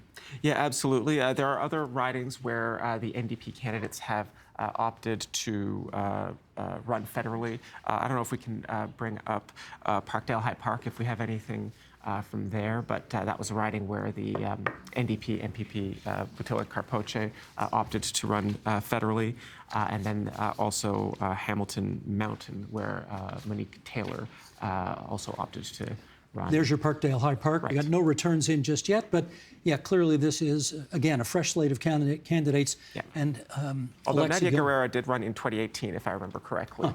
So not entirely unknown there. Look, we want to keep an eye on that right-hand column because admittedly, these are numbers based on only a very small percentage of the polls reporting, but we said 63 is the magic number for a majority government, and the Conservatives are already leading in 77 ridings. So that's a majority government already right there. Obviously not prepared to call it just yet because it is only 10 minutes after 9. I thought we had a few more. I think we can wait for a few more percentage points of votes to come in before this thing gets called. The reality is the numbers as they are unfolding right now will not come as a surprise to anybody. What is interesting is the race for second and third, and it looks like if this pattern were to hold up tonight, two important notes. The New Democrats would still be the official opposition, which they desperately wanted. And the Liberals have official party status for the first time in 3 elections. Right, and if this pattern were to hold, let's say that Bonnie Crombie does not win her seat in Mississauga East Cooksville, with 15 MPPs, you've got room for somebody to give up their seat for the leader, and Bonnie Crombie might not win a seat in the House tonight, but she could still join the legislature in a month or two. Here's what Bonnie Crombie would love to see in her own riding. But Marit Stiles is going to show you how you get it done in her own riding. This is the riding of Davenport, where Stiles, our decision desk, has declared elected. Marit Stiles will hold that seat now for a 3rd consecutive election. There's never been any difficulty with her holding that seat in downtown Toronto. The question is how many more across the province would she get? She started the night with 29, I believe. That's right, yes. At 22 right now. Guys, I wonder if we can, let's just follow up on a few of the others that we talked about earlier. Sheldon, can I get 36, Hamilton Centre? This is the riding where Sarah Jama, the former sitting member, is running again as an independent, and we did wonder whether or not she might split the Social Democratic vote. Robin Lennox is the NDP candidate, and she very much hopes to carry that riding. And at the moment, well, this often happens, I have to say, when an independent, and admittedly, this is early. We're not sure what percentage of the polls reporting so far, but Sarah Jama may have overestimated her ability as an independent candidate to hold that seat. At the moment, Sarah Jama running in 4th place in Hamilton Centre, and the strength of the get out to vote for the NDP looks like it will prevail in Hamilton Centre. And we saw just at the bottom of the screen there, Stephanie Bowman looks like she has carried Don Valley West. So she was one of the candidates that was recruited. If the Liberals were to have formed government tonight, she was on the fast track to be a cabinet minister. At the very least, her voice will continue to be in the Liberal caucus. Sheldon, can I have 37, please? Hamilton East Stony Creek. I'm keeping my eye on this one because Cabinet Minister Neil Lumsden, this is his seat. And because of the way the votes split last time, he barely won. I mean, he got not even 35% of the vote 2.5 years ago, but it looks like he's going to have a much easier time holding the seat tonight with just over 1/3 of the votes reporting so far. Lumsden in a really strong lead at the moment, considering Conservatives have never traditionally done well in that riding. But it looks like Lumsden is going to go back to Queen's Park. He was the Culture, Tourism, Sport Minister. Yes, in the last House. So, well, still holds the portfolio right now, but there is that. Let's go up north, Sheldon. Can I please get number 92, Sault Ste. Marie? This is a riding that we were most interested in because the Tories were parachuting a candidate in from Sudbury, and yet it does not seem to have affected them yet. Now, this one's way too close to call so far, JMM, but look how strong the Conservatives are doing, despite the fact their candidate isn't from there. Right. The other one that I would love to see, if we can bring it up, is Sudbury, where I know the Premier talked about challenging Jamie West there, the former sitting New Democrat. The Tories have obviously made a lot of inroads with Labour. They would love to take Sudbury from the NDP, but... Here's where I jump in and say it is 9:14 Eastern Time, and based on the returns we have seen so far, we've seen enough. We are prepared at this moment to declare Doug Ford three-peats tonight. The Progressive Conservatives will win a third consecutive majority government. Yet to be determined is the size of that majority government. We heard at the beginning of the evening some predictions. Polly was doing her own predictions that the Conservative majority tonight could be as high as 100 seats, even 105 seats. We are a long way from that right now. At the moment, and admittedly, this is only a very small percentage of the polls reporting so far, the Conservatives only have 75 seats. I say only. Look, a majority is a majority is a majority. But at the moment, the seat count is a long way from what people thought. Mind you, lots of seats still out there to hear from. So we'll see how things go over the course of the evening. Let's not lose the forest for the trees here. Doug Ford is the first premier in 66 years to win back-to-back majority governments. That's a hell of an historic achievement. You know, I think it's fair to say at this point that Doug Ford is really going to be one of the most consequential premiers, certainly of my lifetime. That list would include people like Mike Harris. I was a bit young for Bill Davis, but I did live through the last few years of the Davis premiership. But yeah, Doug Ford, 3 elections, lived through. You know, he governed through COVID. He has had the opportunity to reshape a lot of things about this province, and now he's going to have 4 more years to continue reshaping policies and things in this province. Now that we know who's going to win, we really want to do a deep dive on some of the more consequential races individually in the ridings. There isn't a bigger one across the province of Ontario tonight than the one we're about to show you right now. In Mississauga, East Cooksville, the leader of the Liberal Party is fighting for her political life tonight. I spoke to people in the Liberal campaign this morning, and the Conservative campaign for that matter. They all acknowledged it was a 50-50 race, and they were not sure how it was going to turn out. Let's keep in mind there are 34% of the polls reporting so far. It is way too early to call this seat, but let's simply say this was really battleground number 1 in the province of Ontario tonight. You had so many Liberals, no doubt, taking resources away from other ridings in the hopes that they could get their leader elected in Mississauga, East Cooksville. But the strength of the Ford brand in the 905, particularly Halton, Peel, and York, is clearly helping Galtieri, the candidate for the Conservatives, who, as we know, happens to be the mother-in-law of the mayor of Brampton. If that seat holds out, well, let's not speculate yet. There's Mike Schreiner. He's the leader of the Green Party of Ontario. He is watching the returns coming in from Guelph, surrounded by his family, a wife and 2 daughters. You know, you could say not a lot of nice things have come up from the United States to Canada lately, starting with threats from Donald Trump to annex us. But one of the nicer exports the Americans have sent our way is this guy. He's from the state of Kansas originally, moved to Canada for love, and it looks like I see 2 green seats on the board right now. Surely Guelph is one of them. I suspect Kitchener Centre is the other one. Mike Schreiner is widely perceived to be one of the not only most respected, but kind of good guys at Queen's Park. Yeah, I mean, I think you and I have all sorts of people we get along with from all of the different parties in the legislature, but Mike Schreiner, really one of those people who it's really hard to find anybody who has a crossword to say about him. Sheldon, can I go to 111, please?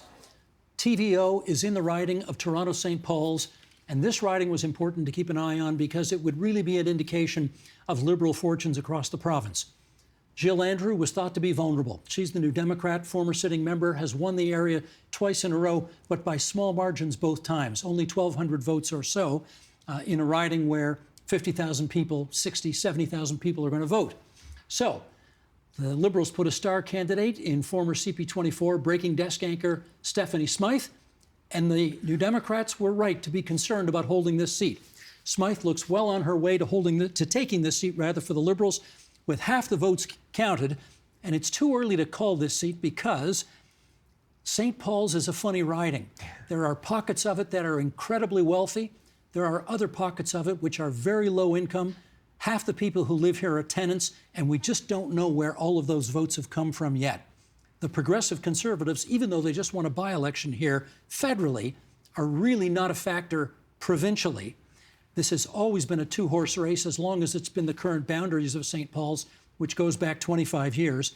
So this was a two-horse race from the get-go, one the Liberals really hope to make a breakthrough in, and it looks like that's happening. Yeah, I mean, this was a riding that they had held for such a long time before Andrews won in the 2018 election, where, of course, Liberals fell all over the province. I mean, this was one of those ridings where it was really shocking to see a Liberal go down to defeat, even as bad as the Liberal numbers were that year. And then Andrews held the riding in the 2022 election. But if those numbers hold up, it looks like her luck may have run out. You want to see how the Greens are doing in Parry Sound Muskoka? Sure, let's take a look. Okay, here's Matt Richter running for the... Oh. Can you believe how close this is? This is what, wow. his 6th or 7th time running? Yes, 7th, yeah. 7th time running. He got 40% of the vote last time, but lost to Graydon Smith. Graydon Smith is now a cabinet minister, and when you look at the margin of difference between the two of them there, Deb Hutton's joining us on the set right now. Deb, I just want your comment for starters on what's going on in Parry Sound Muskoka. That is one of the safest progressive Conservative seats in the whole province, and a cabinet minister has a 100-vote lead with a third of the votes reporting on the Green Party candidate there. What are you seeing? Well, I mean, the Greens put most of their resources into 3 places, and this was the third. It was a very tight race last time out, so I'm disappointed, but we'll see as the rest of the polls come in. But not really surprised. If the Greens were going to pick up anywhere, it would be in Parry Sound Muskoka. I want to, Sheldon, if I can, have number 6 come up. This is Bay of Quinte.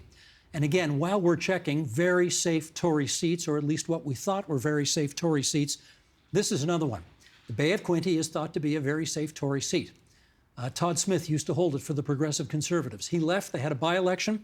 The Conservatives won the by-election, but by that much. So I'm very curious tonight to see whether or not they are going to be able to hold that seat and by how much. And here we go. Well, Deb, that's got to give you some comfort. I would think so. David O'Neill, for those who've been around politics for a very long time, is former cabinet minister for the Liberal government, longtime MPP Hugh O'Neill's son. Yes. So, and in some of these rural ridings, name rec like that lasts a very long time. So it could have been tighter. We'll see as more, what do we got? 51% of the polls reporting in. But that looks pretty solid for Tyler Alsop. Can I as well, Sheldon, can I get you to go to 25, Eglinton Lawrence? This was a riding that, again, the Conservatives have won several elections in a row, but the last time by only 500 votes, it was very tight. Deb, what do you see in those numbers there? I see a lot of excitement in those numbers there, Steve. It's tight. It's an 1,100 vote margin with tight. Almost half the polls almost reporting. Half. Yeah, Michelle Cooper, longtime Conservative stalwart. Vince Gasparo has been a Liberal operative in the back rooms. If you had put, me on the spot, I would have said it would go Liberal. So I'm very happy to see that result tonight. That's a riding I lived in for many years. We just moved across the street, but that's good news for the Conservatives. And do you think it would have gone Liberal because of the absence of a New Democrat candidate there? That was really why. And of course, because the Conservatives don't have an incumbent there, Robin Martin decided to retire. And so the combination of those two things, I would have actually put money on it being a Liberal seat tonight. So we'll still see, but that is great news. That's a 1,000 vote gap at that many polls reporting in is pretty solid. Let's go, Sheldon, to number 77. We want to see Oshawa. Oshawa is a big rematch tonight. Oh, this is Hold'em in Norfolk. This is the riding. This is the one I said to watch. Yes, and, indeed.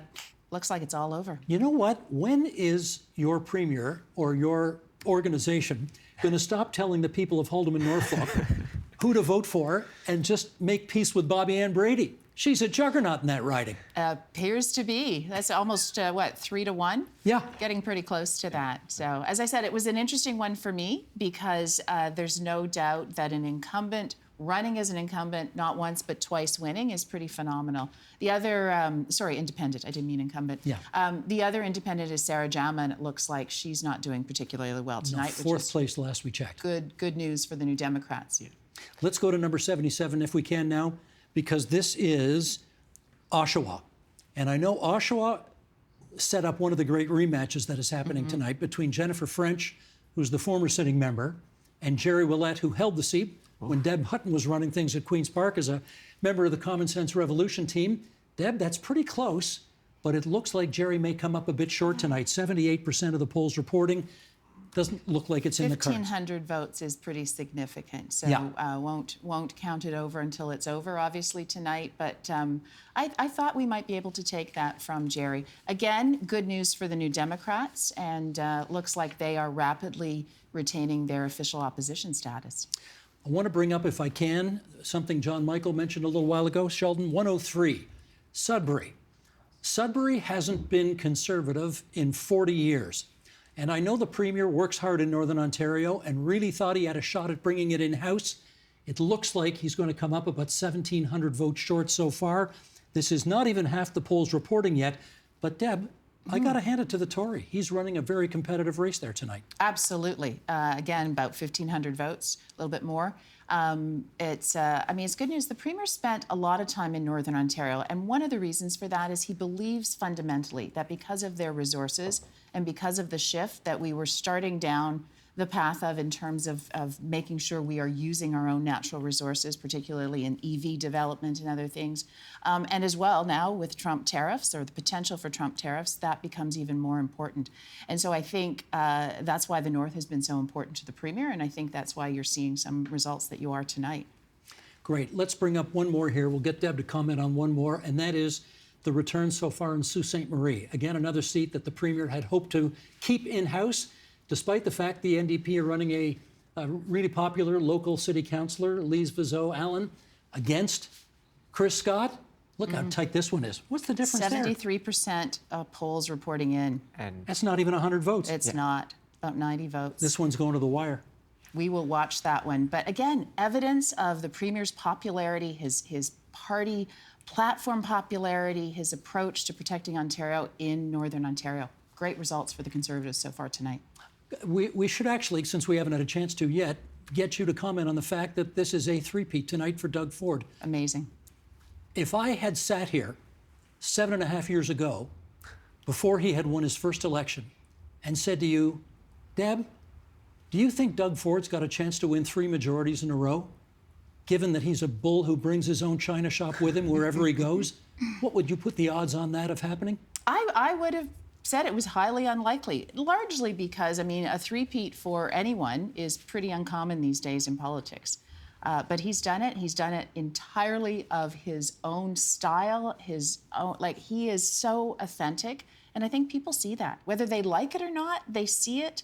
And sort of what you see is what you get.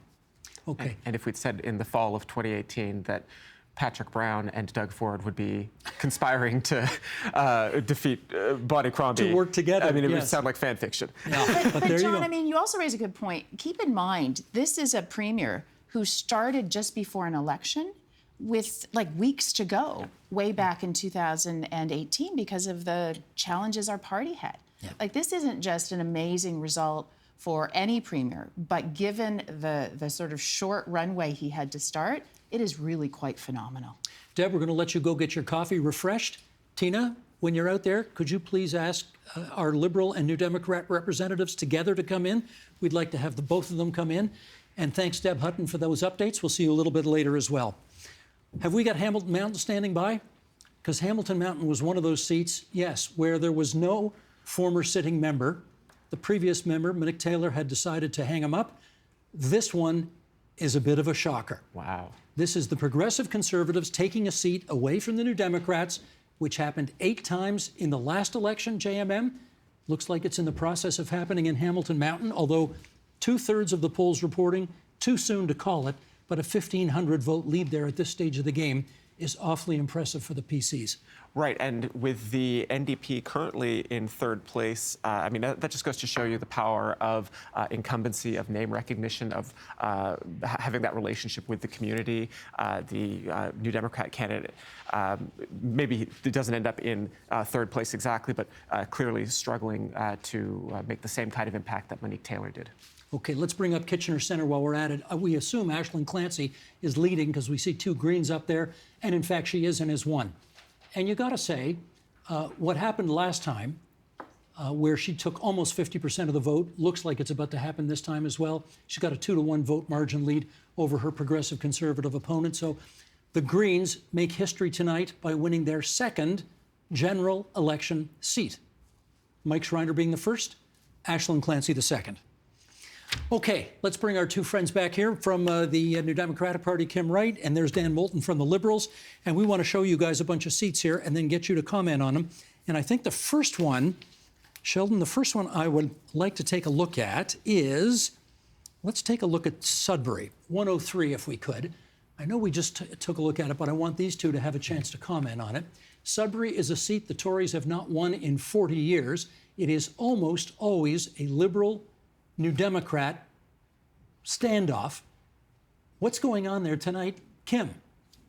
Well, it looks like Jamie West is who has done a lot of really great on-the-ground, neighborhood by neighborhood, community by community building in Sudbury, incredibly personable inside Queen's Park and up in the riding, has an adorable dog for those who find him on social media.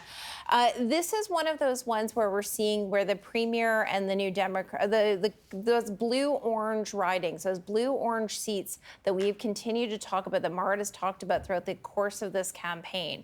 This has been one of those. Similarly, what we saw where the Premier decided to take a shot at Timmins last election, really marshalling resources into Sudbury, into a couple of places. But this is what I don't get. Dan, this was a Liberal seat for 4 straight elections.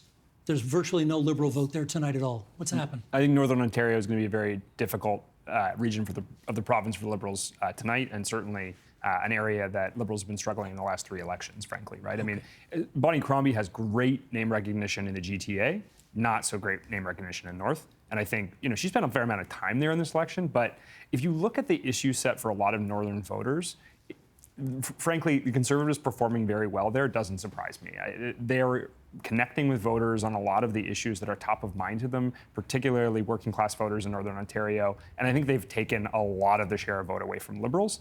And, frankly, as we talked about earlier, this election was up for a lot of voters about, do you want change? And I think we're seeing pretty much the same parliament about to be returned. And so the answer is, now we're good.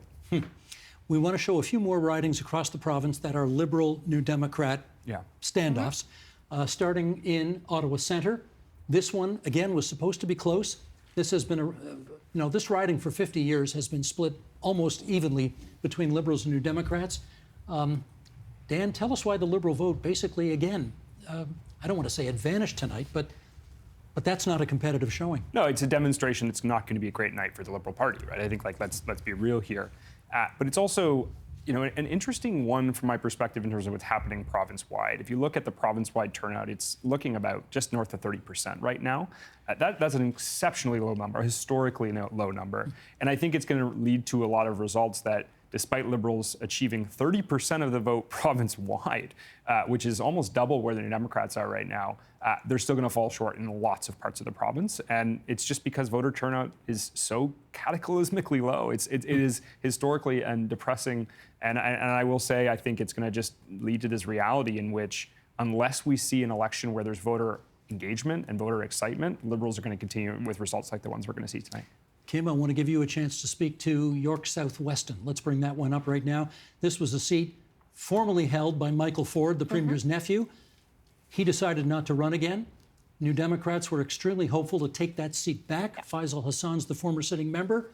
How's it possible he's in 3rd place right now? Yeah, I'm not sure where the polls are coming in at, and that's always a question mark in York South Weston. There's always some that come in at the last minute. We see this municipally, we see this at all levels of government, depending on where those are coming in. But ultimately, what we have been seeing in these ridings, in a number of ridings, not just in this one, has been those neighborhood by neighborhood conversations. I'll also say that some of those pollsters who like to bump up the aggregate numbers and talk about province-wide miss the ground game conversation, right? They miss that voter efficiency. They like to estimate those province-wide numbers. But when we start looking at community after community, certain areas that show up and turn up for New Democrats, these community by community conversations, that is actually part of the story of the night. And I think there is a disservice that gets done when we talk about these province-wide numbers. What we're seeing tonight is that Marit Stiles and the New Democrats have resonated. They had that voter efficiency in the communities that they were going after. And this is a good foundation for Marit Stiles to build off of, because what we know to be true, and we've seen it internals and externals, is people liked her. They liked what she was talking about. They believed in her. And when they met her, they really enjoyed her. And she's got a lot to build on tonight. John Michael, we should just point out as we look in the right-hand column there, yes, it is a third straight majority government for the Ontario Progressive Conservative Party. We will still see whether or not it is a three-peat of historic proportions, meaning that in each successive election, the seat count rises for the PC party. No one's ever done that in Ontario history. No premier ever has had 3 straight elections where they got 3 straight majorities and the seat count improved each time. So we're still watching that tonight.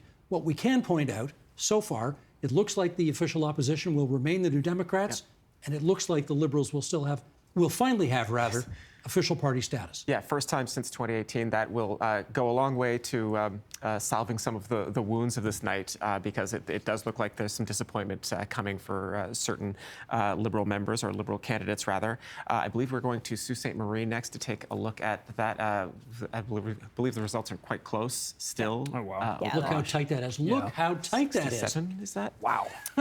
With 90%. That's 67 votes difference. Yeah. Out of 25,000 cast.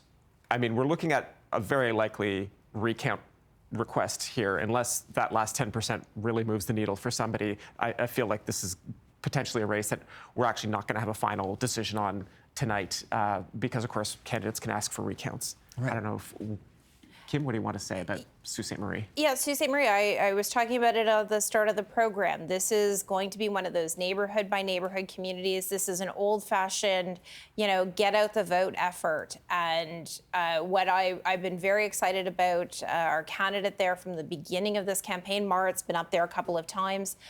This, again, is, these notions, these boogeymen that Liberals keep putting out about strategic voting don't come to fruition on election night. I'll also say, as much as, congratulations to Premier Ford, but at the start of this election, Nick Kouvalis, the pollster for the Conservative Party, was saying we're going to win 104 seats. We're going to win all of the marbles like it's a game of hungry hippos in the legislature. And that is not what came through tonight. Yes, in big fact, majority, the number right now is the same as the seats at dissolution. Yeah, exactly. Right. 79 coming into tonight. Almost no change. 79 at the moment. So not quite the bravado of having to take out more seats in the House. That is problematic for the Premier, and that's going to be a caucus management problem. He was already calling this election was partially a caucus management exercise, because he was having so many of his caucus members looking at maybe going federal, or having some conversations internally. So how they manage that will be a challenge. One checker riding that I know you're going to be interested in. Let's go north. Algoma, Manitoulin. John Michael referred to this at the beginning in the evening. What happens if you run both a former New Democrat MPP against a current New Democrat candidate? Can somebody else win by splitting that vote? John Michael, it sure looks like that may happen. Yeah, absolutely. Now, Bill Rosenberg is the mayor of Thessalon, so he's certainly somebody with roots in the community and the riding. Not entirely shocking that he would do well. And as we say, the New Democrat is a first-time candidate. So it's not an entirely unexpected result, but it is not the final result yet. I believe I see 35% of polls reporting, so room for that number to change yet. But certainly, I mean, if that holds up, the Tories are going to be very happy to pad their numbers in the north. And if I could just say about the north, I mean, we'll look at Algoma, Manitoulin, and we... No, you keep talking. Okay. I want to talk to the control room. I don't want that riding next. I want to go to 2 other ones before you go to that one, okay? So anyway, you keep going here. I'm talking to the control room. But you know, I'm just thinking about Sault Ste. Marie, and it's not that long ago it was represented by a Liberal, Dan. I mean, David Rossetti was there in 2017. I know you've already spoken a bit about the Liberal Party struggles in the North, but this is a bit of a rough result here, where the Liberals, in some cases, are sort of barely showing up. I don't want to belabor the point, but it's rough to look at, right?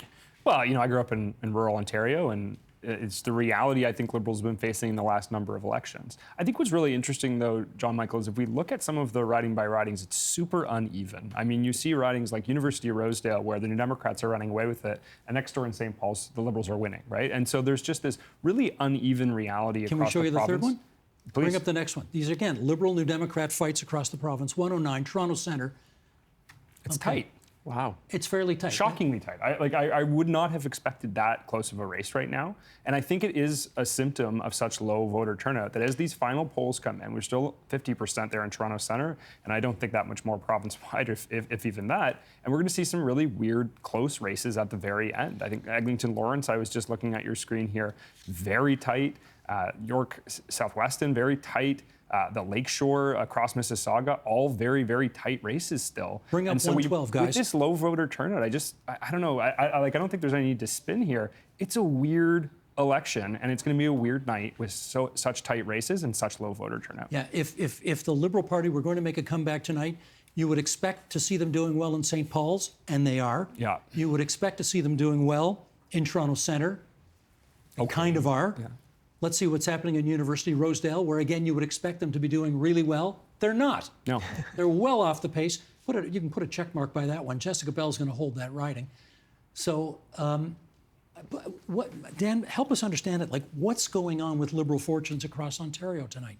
Well, I think that the reality is the vote is just too far dispersed, right? I think you've got like pollsters, and it looks like the results are really consistent with where pollsters were province-wide. Kim's right, it does matter community by community and riding by riding, but it's so uneven. It's very bizarre. I mean, there's no reason why in University of Rosedale the Liberals should be that far behind a New Democrat when in Toronto Centre and St. Paul's it's as tight as it is, right? Like, there are some very strange things happening here, and I think the reality is, I mean, this was an election that nobody paid attention to, no one was really engaged in, and voters aren't turning up to the polls, and it's going to lead to some strange results tonight. Let's do number 7, Beaches East York. This is a race again where Marit Stiles was in the studio last week, and she said, I'm coming after the Tories. I'm not going after the Liberals, I'm going after the Tories. And then she went to Beaches East York, which is a formerly Liberal-held riding. So she's clearly going after both. This wasn't even close. It's a blowout for Mary Margaret McMahon, or 3M, as they call her down at Queen's Park, and it's a rematch against Kate Dupuis, who's a well-known New Democratic candidate in that area. Not even close. Yeah, Mary Margaret, so Triple M, as she is affectionately referred to as, she's a longtime city councillor. You know, talk about those councillors, and, you know, viewers of TVO know I love city halls across this province, and I love a good hustle of a candidate, and Mary Margaret hustles, knocks on every door. These are, again, neighborhood by neighborhood. It's showing up who your neighbors are. How are you community building? And those are really the big conversations. And I think there is a lot of stories to unfold tonight. And, you know, Triple M is going to be one of those spots. Now, again, this is back in the day, it was a Michael Proulx held spot, but then it became a bit of a Liberal spot. And we would really have liked that back in our column tonight. You know, Mary Margaret's a dear friend, and congratulations. Dan, you want to see how your leader's doing? Yeah, let's see. I mean, Mississauga's looking weird. I mean, look at this Nepean. Sorry, can we just pause there on Nepean? Tyler Watts just won Nepean. Like, that is a very strange outcome, given where Liberals are across the rest of the province. Like, I find it just absolutely bizarre. The Liberals took Nepean. Yeah. Yes. Former Conservative seat. Exactly. It makes no sense. I mean, here we've got Mississauga. You know, it's certainly an interestingly tight race there. It's not looking good, but if you look at other Mississaugas, I mean, it's within a couple hundred votes north of the Lakeshore. Usually Liberals do very well in Mississauga Lakeshore, Mississauga East Cooksville, where Bonnie's running this election. Obviously, the Tories threw everything they had at those two ridings, trying to stop the Liberal victory.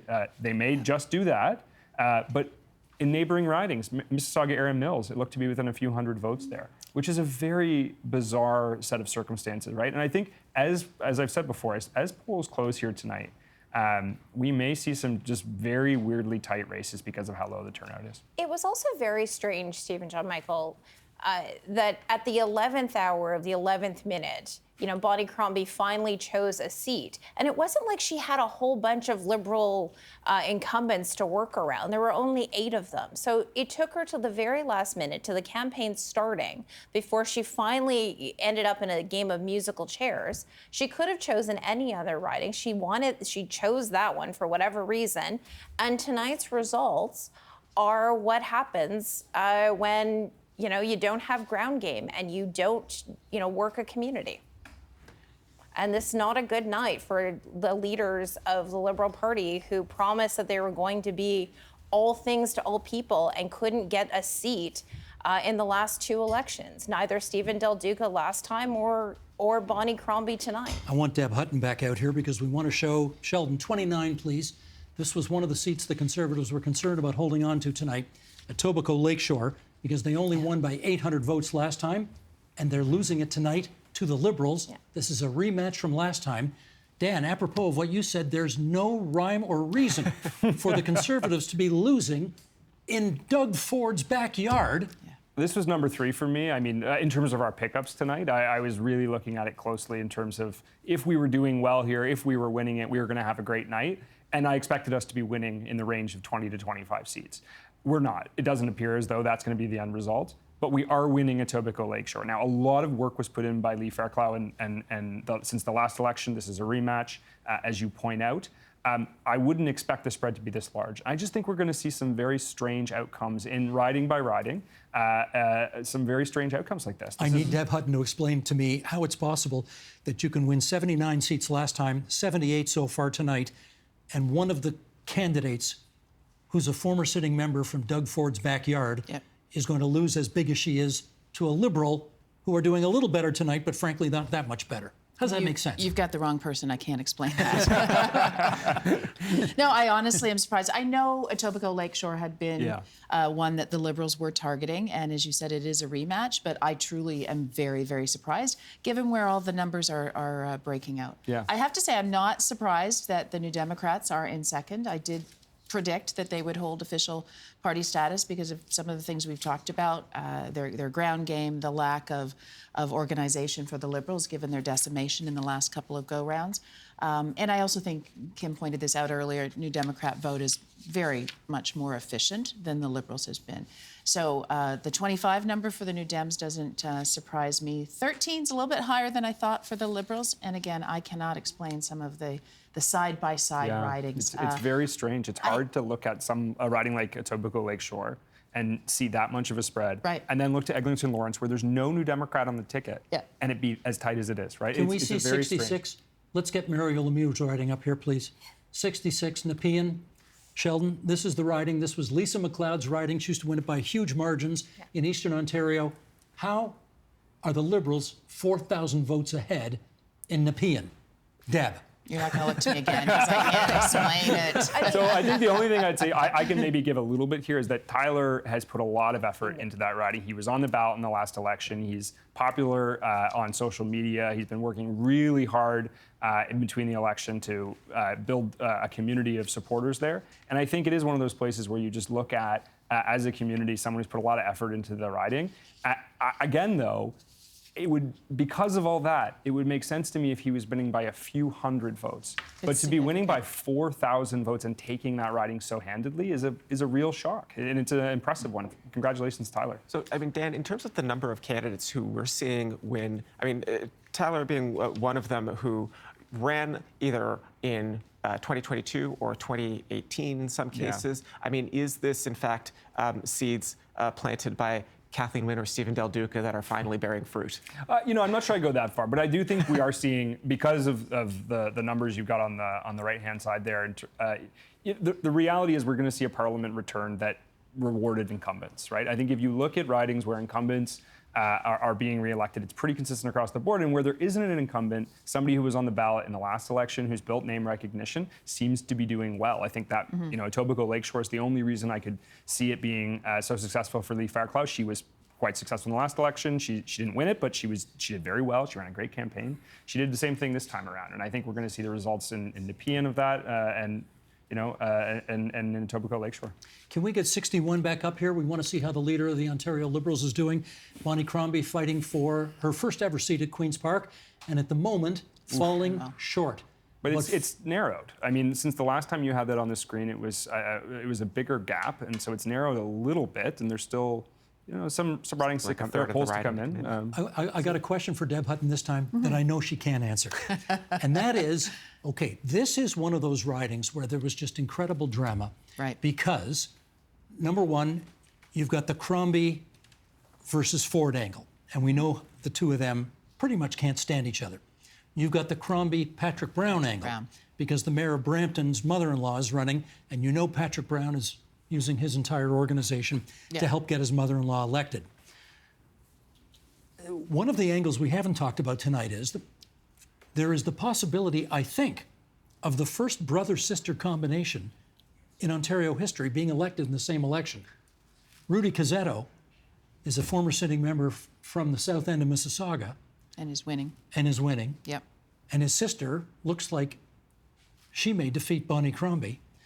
Can you tell me what you thought about the advisability of Doug Ford going in on the last day of the campaign to Mississauga, East Cooksville, and doing an event with the Polish community? Bonnie's backyard, Bonnie's community. Correct. Mm-hmm. What'd you think of that? Well, it's funny because initially I thought, oh, that's just a little bit too harsh. But then I thought, you know what, go for it, Doug. I'm going to bring some old names for people that don't go as far back as we do, Steve. Alan Pope, a rivalry up north, Timmins, a rivalry for many years with Mike Harris. And we flew on the very last stop of, I think, a 9-stop day, the day before voting day, and ended up in Timmins because Mike Harris, knowing he was going to be premier in 1995, wanted to have his last official event in Alan Pope's riding. So I was reminded of that when I saw the premier's itinerary for yesterday. Gutsy. I want to bring... Gutsy's a word. This one, okay. This one I want to bring up just for fun. 82, please. Not because anybody thought this was going to be a close contest. It isn't. I mean, it is the riding where young Dan Moulton ran as a candidate many, many moons ago. Dan, I don't want to rub it in, but the Liberals are in second place in Oxford. I mean, better than I did. That's for sure. I mean, 2014, we came third in a lot of parts of the province. Ernie Hardeman is a long-standing member there. This is why I wanted to bring it up. Yeah. Ernie Hardeman will be the only person in this legislature elected in the last century, right? He goes back to 1995. Yeah, 95. Everybody else, he's the only one left. Mm-hmm. Now that Ted Arnott has stepped down. Ted stepped down. Ted was the only other one. When was Bob Bailey elected? 07. Yeah. 07? Yeah. Okay. So Ernie Hardeman's the only guy elected in the 20th century. I won't tell you what grade I was in when Ernie was first elected, but I will tell you one of the things Ernie loved to say when we were on all candidate meetings together was that he mowed my great-great-grandfather's lawn for a nickel. And he loved that story. And I said, I don't know, Ernie, if you're trying to make me sound young or you old, but that is a great story to tell. Now, while we're talking, he's 77 years old. While we're talking senior citizens, can I have 96, please? The oldest member of the Ontario legislature ever, 88-year-old Raymond Cho, is going back to Queen's Park. He always seems to enjoy a rather solid victory in the north end of Scarborough. And he's a cabinet minister in Doug Ford's government. I have no doubt that he will be again. It's difficult to explain to people what an earthquake it was at Queen's Park when Raymond Cho won. I mean, literally, the last several years of Liberal energy policy seemed to be a reaction to Raymond Cho winning the first Tory riding in Toronto in certainly more than a decade at that point. No surprise that he made it into Doug Ford's cabinet and has stayed there and, continues to rack up the wins. I believe we also have Ajax queued up, where last time I looked, a former sitting cabinet minister may have been defeated, which was Patrice Barnes. Okay, that would make no sense, but let's take a look. No, this election makes no sense, I will say. Can we have riding number one, Ajax? This is right next door to the Minister of... Okay, if you can't do Ajax... What was the other one? Oh, you are getting it. Okay. Ajax is right next door to the Minister of Finance's riding. Yes. It's in a 905. which, as we know, votes as a bloc. And if the Liberals take a seat in the 905 away from a Conservative cabinet minister who's right next door to Peter Bethlen-Falvey, that makes no sense, Deb. You keep looking at me and I don't have the answer, Steve. It's interesting about the Liberal candidate there.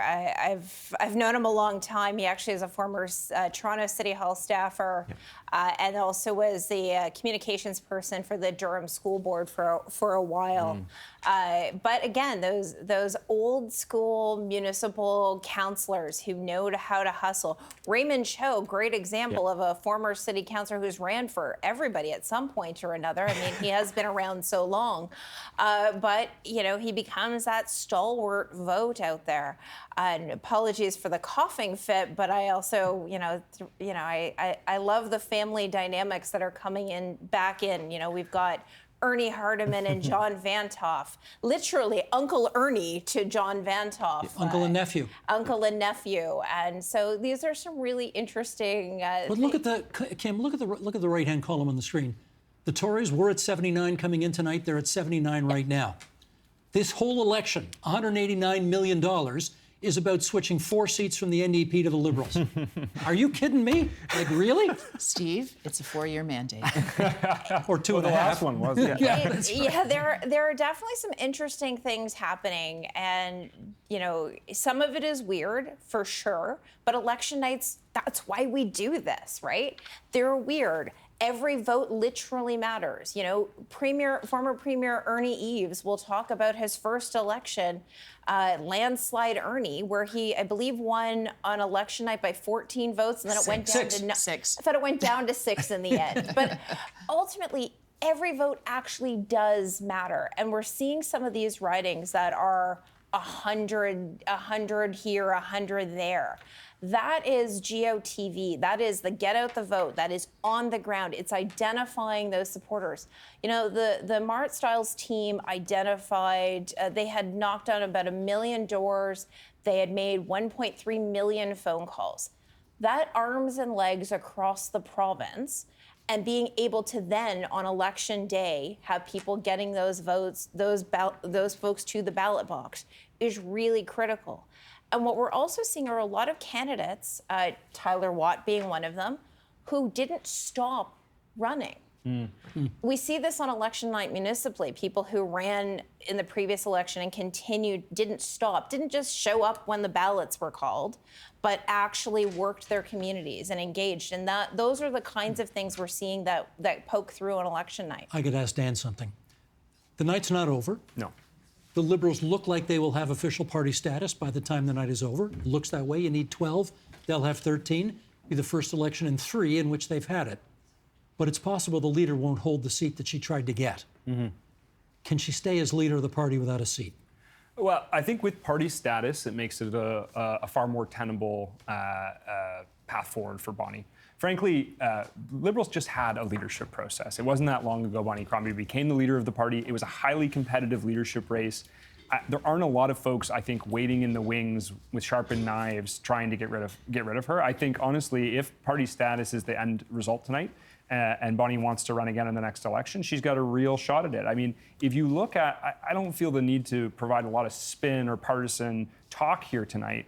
What I will say is, throughout this campaign, in the coverage that did occur on it, it was a race between Bonnie Crombie and Doug Ford, 2 people head-to-head in a lot of ways in the coverage. And I think the reality for Liberals is party status, a strong leader. Yeah, I think she'll find a seat where she can put her name forward. Certainly, looks like there'll be a couple that would be available to her where the member could step aside and she could run. I'm waiting to see the final results here, though, Steve, because I do think what I will say is, yes, it is community by community and riding by riding, but if Liberals are winning in Ajax and Nepean and not Mississauga, Erin Mills at the end of the night, it's going to be a very surprising outcome. Okay, Jackie's back at the table, and I want to show her Parry Sound Muskoka because I know she's dying to see what the story is there. It's gotten wider. It was 100 votes a while ago, and it looks like it's almost 2,000 votes now. Is Matt Richter going to break your heart again tonight, Jackie? I think he just might. And looks like 300 volunteers locally. That riding has been building for years. He's run 7 times. The last election, they were less than 2,000 votes from the incumbent, and they've been working their tails off ever since. The group there, there's a huge group of retired teachers. There's climate activists. There's mothers. There's teenagers. It is an incredible, incredible team in Parry Sound Muskoka. So, yeah, definitely breaks my heart to see the margin widen, and hopefully we can continue to keep building there because they've done a really great job. Will the disappointment, if it goes this way, will the disappointment of losing Parry Sound overwhelm the satisfaction of holding Kitchener Centre for Aisling Clancy? No, I think that's pretty exciting to see. I think it's also clear to show that, when Greens are elected, people are happy. Their community are happy with them. The margin that she won by, again, shows that, the team there is strong, that she's an incredible representative. And let's be real, in a first past the post system, it's hard for Greens to get elected. Yeah. And I think that we'll look at the voting results or the turnout tonight and see, are the majority of Ontarians happy with our voting system? John Michael, hold the fort for 1 second because they want to do tight races here, okay? Oh, okay. We got 8 really tight races to show you tonight. So we're going to bring those up riding by riding, and folks, just jump in if you want to comment. Look how tight this one is. Wow. This is fewer than 300 votes between the former sitting member Patrice Barnes for the Conservatives and the Liberal candidate. And again, Dan, this makes no sense. It's certainly a surprising outcome. I think if we think about province-wide trends, where the Liberals are bearing out here, it isn't the outcome that I would have expected. The one reason I'm not surprised is I know the Tories were very worried about this riding over the last 2 weeks. They redeployed staff from other ridings to go to Ajax to help pull out the vote there. So I know they were concerned about it. Clearly, they were seeing something in their internal polling in that riding that gave them a cause for concern. And obviously, a race that tight, not what I would have expected. Let's go to the city of Burlington, where Natalie Pierre is the former sitting member for the Progressive Conservatives. But look what a strong race the Liberal candidate, Grabance, is running there. What's the difference there? It's 400 votes or something like that. I think we're going to see that across the Lakeshore, which are traditionally strong ridings for Liberals. Mississauga Lakeshore, Erin Mill, or East Cooksville, Oakville, Burlington. Like, these are ridings that will be tight tonight. I think the final results, and where New Democrats look like they're going to play the spoiler. Eglinton Lawrence, 200 votes difference. The absence of a New Democrat candidate there, Kim, is clearly helping the Liberals, you'd have to say. Yeah, there was an article in Polly Corner, which is a Queen's Park newspaper, that talked about how an organizer approached the New Democrat candidate and asked them to get out at the last minute, and they made a conversation to get out with no ability for the New Democrats to put in a candidate. They came in 3 minutes before the close of nominations. That, to me, is a situation in Eglinton Lawrence that if it continues to be able to do those types of shenanigans, that is bad for democracy. And I'm really sad to see that. There are a lot of New Democrats who didn't get to have their voice heard. And that is a big problem for democracy. Well, the only thing I'll say on Eglinton Lawrence is the last election, it was 600 votes split between Conservatives and Liberals. And the election before that, it was just as close. And New Democratic voices are being heard, however, in Hamilton West and Ancaster Dundas, or as we affectionately call it in the Steel City, HWAD. Sandy Shaw is the former sitting member there 2 times, and she has about a 1,200 vote lead over the Conservative challenger in that race. That is, again, very strange. Hamilton West, Ancaster Dundas is sort of one of the more affluent suburbs of the city of Hamilton. And Deb, that's the kind of riding that ought to be voting Progressive Conservative in this election. Yeah. And they're not. We're not quite there yet. 80% of the polls reporting in. I know John Demick quite well. He's my husband's former campaign manager, great guy. Tell the people who your husband is. Oh, Tim Hudak. There you go. Former leader of the PC party. On that, though, before he's been affectionately referred to by some as the chipper wonk comes up, Mike Schreiner, and which might be the best nickname that came out of the campaign. But Sandy Shaw is also well known in the Hamilton area as an incredibly fierce advocate who fought against Greenbelt expansion and urban boundaries, and people will remember those types of battles. Now, let me just warn everybody here, there's a choreography that usually happens on election night where the leaders all speak in inverse order of how they finished. So, of course, we would expect to hear Schreiner, Crombie, Stiles, and Ford. But Doug Ford has not followed that practice in the 2 previous elections. He sort of speaks whenever he wants to. Let's see what happens tonight. In the meantime, it looks like the leader of the Greens is at the microphone. Here is the former and incoming member for Guelph, Mike Schreiner. Thank you. I love you, Guelph. Thank you. In 2023, the Ontario Greens made history by electing the 2nd Green MPP in Ontario's history. And I just want to say to Ashland Clancy, from the day you decided to run until the moment you joined me at Queen's Park to be the 2nd Green MPP, I've been inspired by your courage, your intelligence, your tenacity, your passion, and your commitment to the people of your riding and to this province.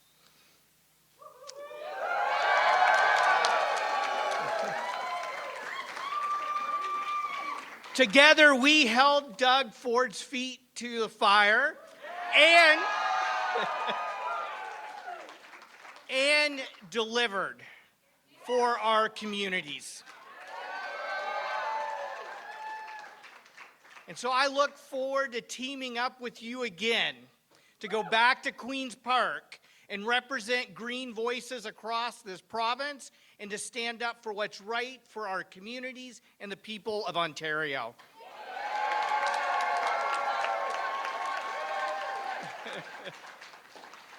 You know what? Anyone who thought Ashland Clancy's by-election win in 2023 was a fluke was wrong, and we proved them wrong tonight.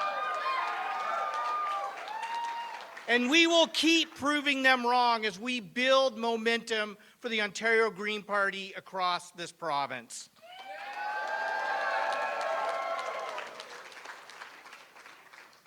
Our party is powered by people. And so I say to the people who ran, the people who knocked on doors, the people who put up signs, the people who braved the cold.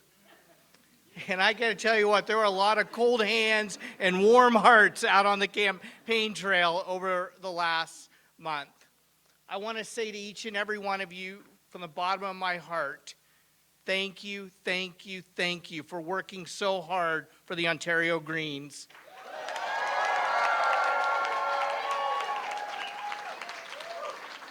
Each and every one of you is a local champion, and I'm forever grateful for the work that you do.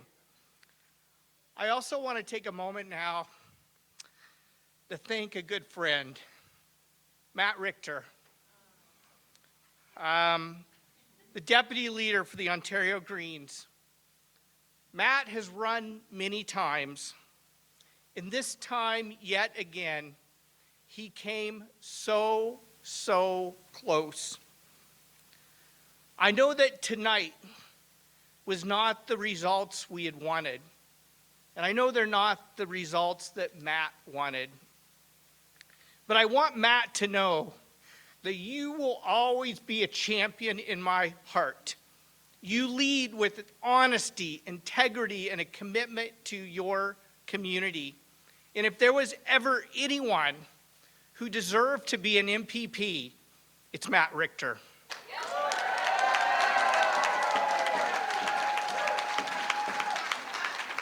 Matt, yeah, let's hear it for Matt.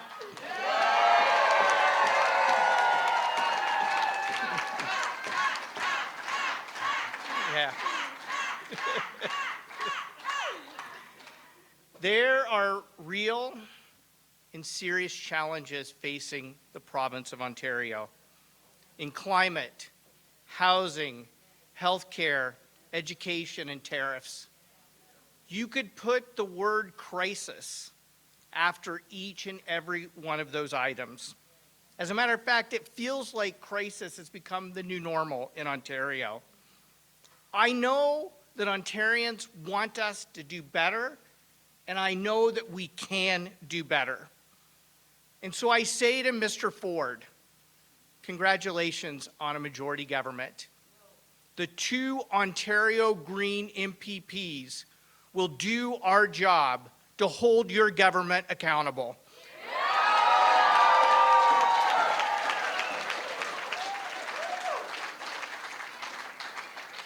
We will do it as the unofficial official opposition. And I also want to be clear at the same time, we're ready to work across party lines to put people before politics and deliver for the people of Ontario and the people of our communities.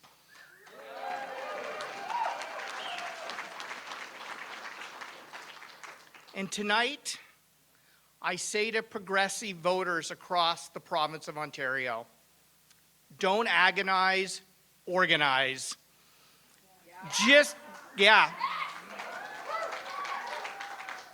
Don't agonize, organize, because just in the same way that people power saved the Greenbelt, people power can fight to build homes that people can afford, to fix healthcare and education, and to protect the people and places we love in this province. We owe it to the people of Ontario to fight for progressive values, and that's why Ontario Greens are going to continue to organize, organize, organize for the people of Ontario.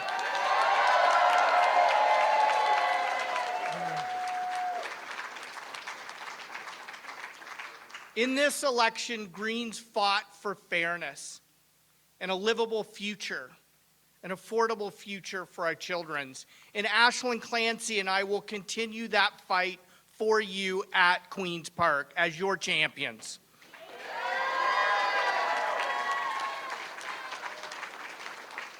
I want to say to our Green family across Ontario, we're not going to give up. We're going to keep fighting and building for a better Ontario. And I want to say to my family on stage tonight, from the bottom of my heart, thank you for all the support you have provided me.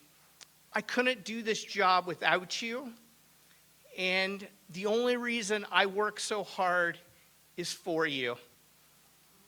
My 2 daughters, these 2 daughters,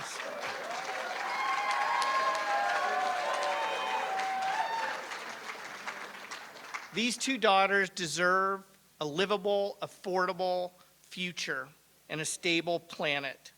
So tonight, I raise a glass to Ashland Clancy to congratulate her on her re-election. I'm inspired by how much all of us together has fought for fairness and fought for a better Ontario. And Ashland Clancy and I will honor your hard work by working hard for you at Queen's Park. Thank you, everyone. Thank you so much for all the great work that you do. Thank you for your support. Thank you, Guelph, for your support. That's Mike Schreiner, the leader of the Green Party, celebrating personal re-election in the riding of Guelph, congratulating Ashland Clancy, who, of course, becomes the second, only the second ever Green MPP elected during a general election campaign.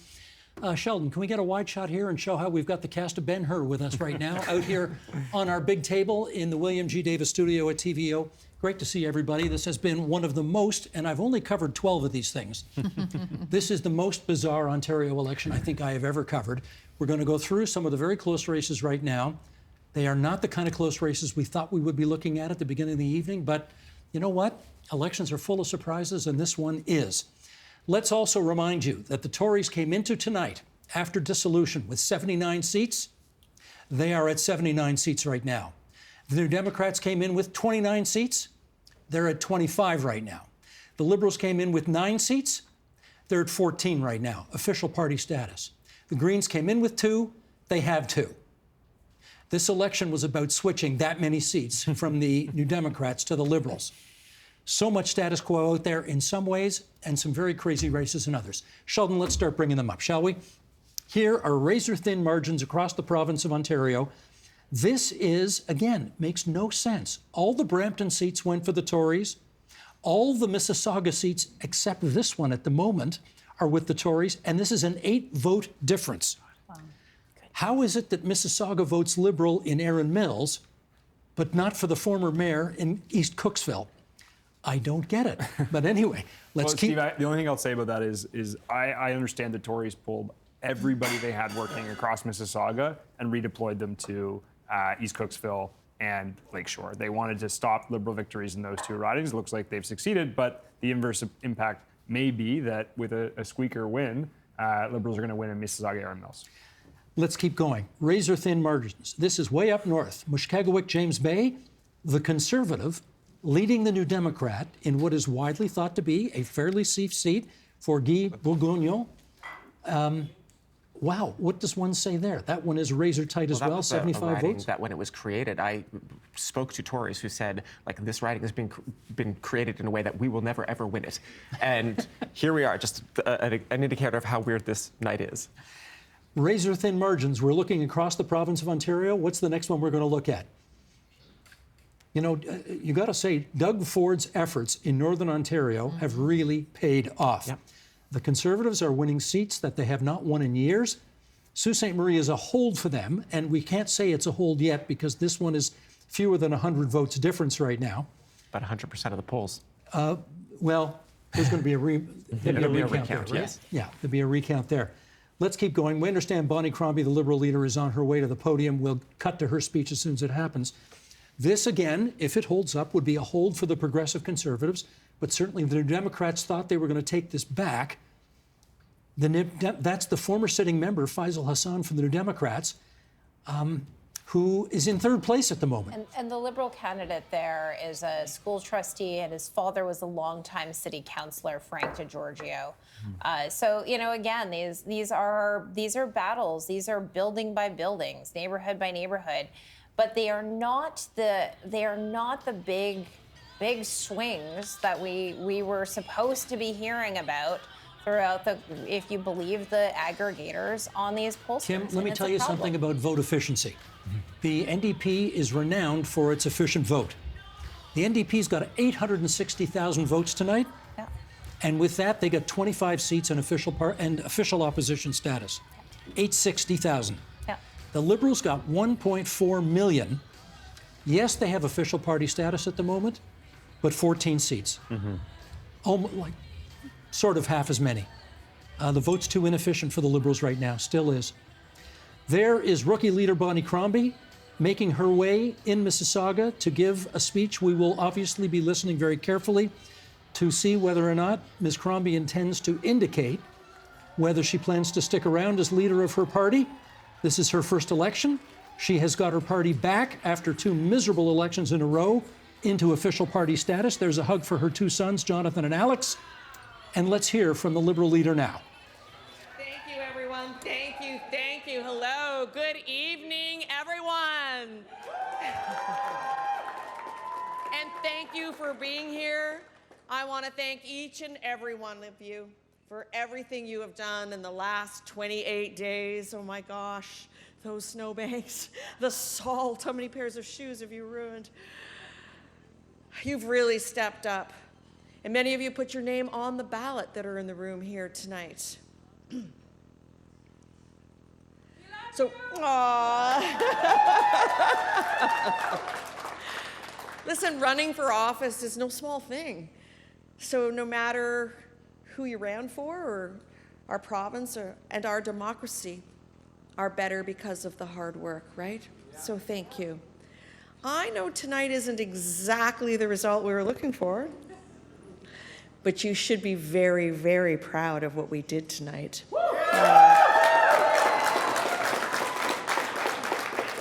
People counted us out. They said the Ontario Liberal Party was dead. Huh. Tonight, you prove them wrong. The Ontario Liberal Party is back to official party status, and that's a big milestone. But it gets better. We increased our share of the votes substantially to 30%. Double digits over the NDP, right? So this is a building block for us. It is a momentum that we can continue to push forward and to grow, right? So tonight, let's celebrate all our new MPPs that we're going to bring back, and let's celebrate coming back to party status. So that tomorrow, we can get back to work, making sure those other guys do their jobs. Look, voters have given Doug Ford another mandate tonight. Smaller, but nonetheless. But many, many of you are asking for a strong voice to hold him accountable as Premier. And you can count on me, okay?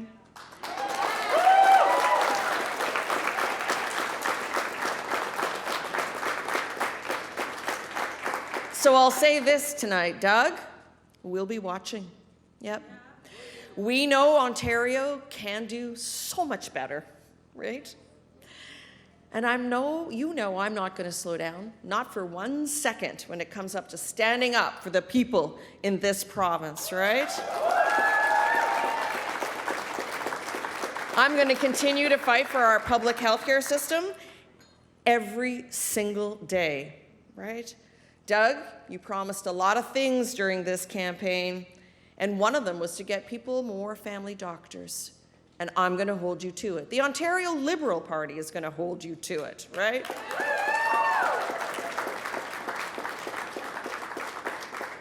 Because the people of Ontario deserve more than they've gotten from you over the last 7 years. You promised to protect Ontario, but you neglected Ontario. And we're going to make sure that you go back to protecting us. We'll make sure that you protect our public health care system and our Greenbelt and everyone trying to get ahead in this province who doesn't have a direct line to your office. Ontario, I'm here. I am with you. And I commit to you today that I will stay on.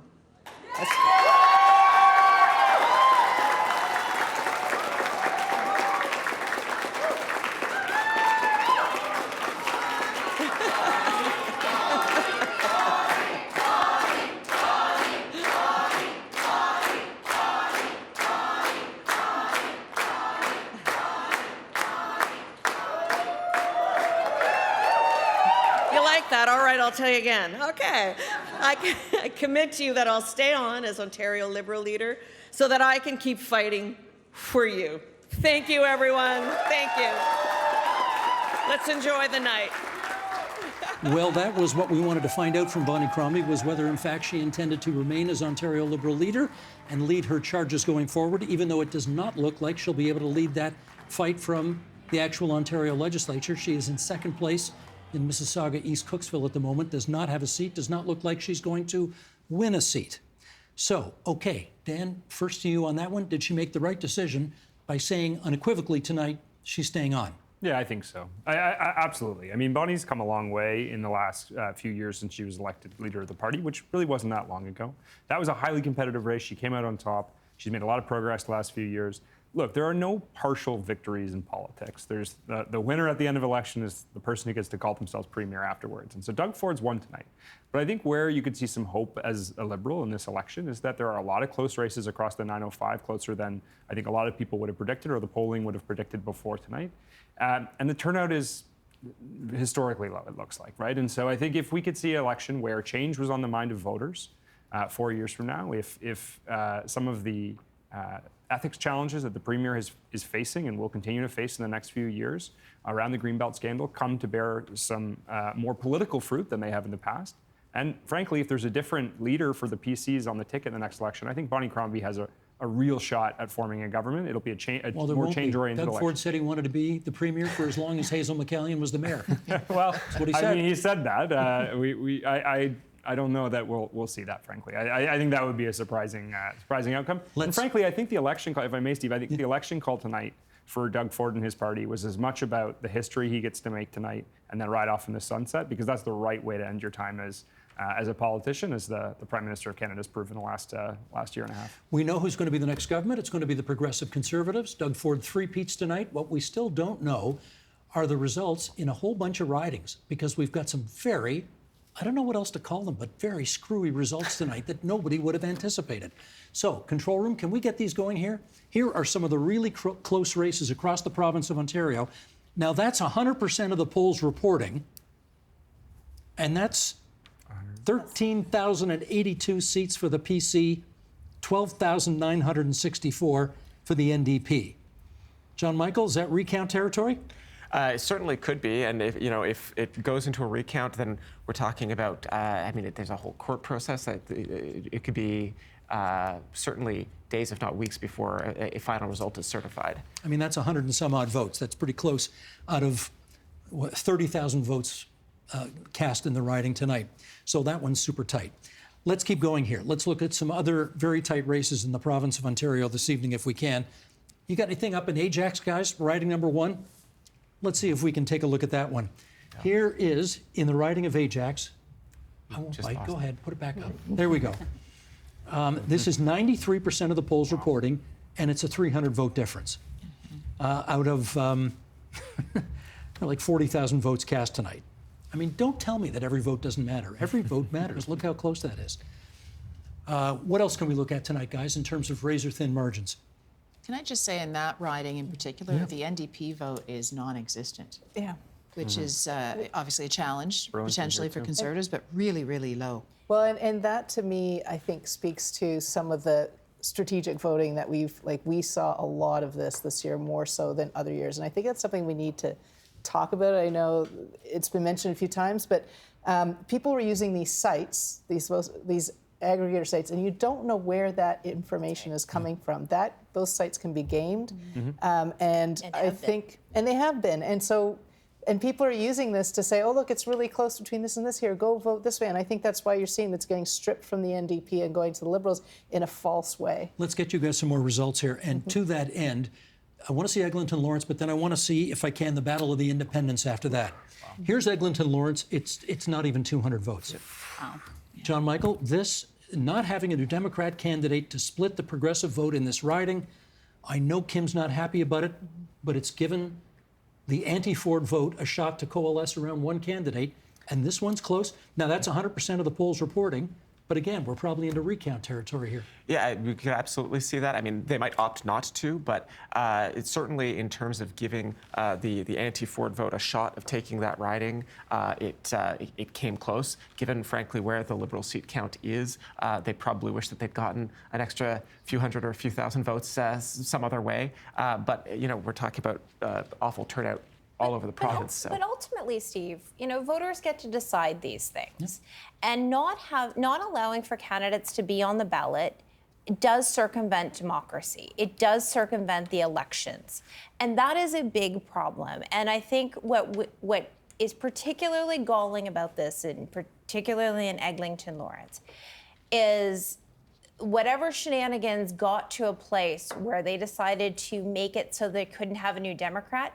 The after effects of this could be quite catastrophic for every other election where, oh, some aggregator site says this, or oh, some aggregator site says this.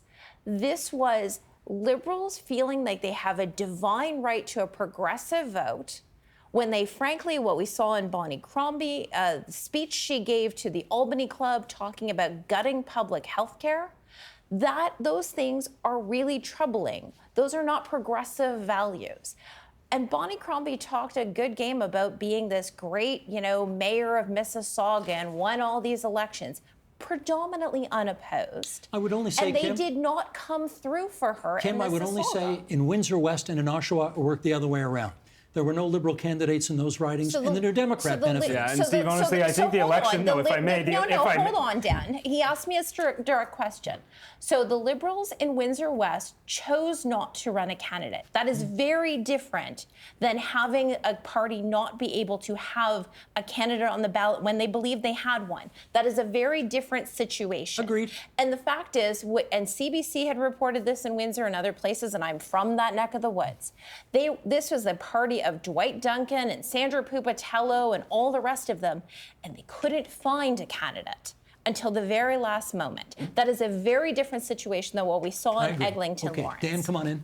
Well, honestly, I don't feel the need to be so deeply partisan here because I think the election's over and we can probably provide your viewers some more elevated analysis, which would be that in Eglinton Lawrence, Liberals shouldn't be that close. You're talking about the progressive vote coalescing behind a Liberal. When there was a New Democrat in the last election with a couple thousand votes to their name, Liberals were 600 votes from winning. We should be winning that by a couple thousand votes, frankly. I also know the Tories abandoned that riding about 2 weeks ago and redeployed their teams elsewhere. So it should not be that close, but there's some weird results happening. And it'd be interesting to know, I think, what the turnout rate is in Eglinton Lawrence. There's no reason we should be winning Nepean at that margin and losing Eglinton Lawrence at that margin. On the topic of these really tight races, I mean, Bonnie Crombie now faces the dilemma that John Tory did after 2007, where he has to find a safe seat to, or Bonnie Crombie could find a safe seat to have a Liberal step aside, and she would then run in their place. But looking around, I mean, I'm not seeing Etobicoke, I'm not seeing Mississauga, I'm not seeing a lot of places where the Liberal who has won a seat has won by a large enough margin that you would feel comfortable starting that contest all over again. Dan, I mean, do you have any insight about what she might do next? There are a couple ridings where I do see margins of that extent. I mean, I'm not going to make predictions here about which of these candidates that's celebrating tonight, might be somewhere where she considers that. But I'd also suggest that I'm not sure that Bonnie needs to be in a big hurry to throw her hat in the ring and get into the legislature. I think the pressure on that is a lot less than it has been in the past, and it would have been for John Tory in that election. It was almost a different time. The media landscape at Queen's Park is radically different. I mean, there's almost no media there any longer compared to what there used to be on a relative basis. And frankly, I think the leader needs to spend a lot of time traveling parts of the province where Liberals haven't done very well tonight. She should be spending a lot more time building support with people that used to vote Liberal, showed up for Liberals, and just aren't any longer. And also, John Tory did not win that by-election where when he went to Parachute, and what was supposedly one of the safest Conservative seats in Haliburton.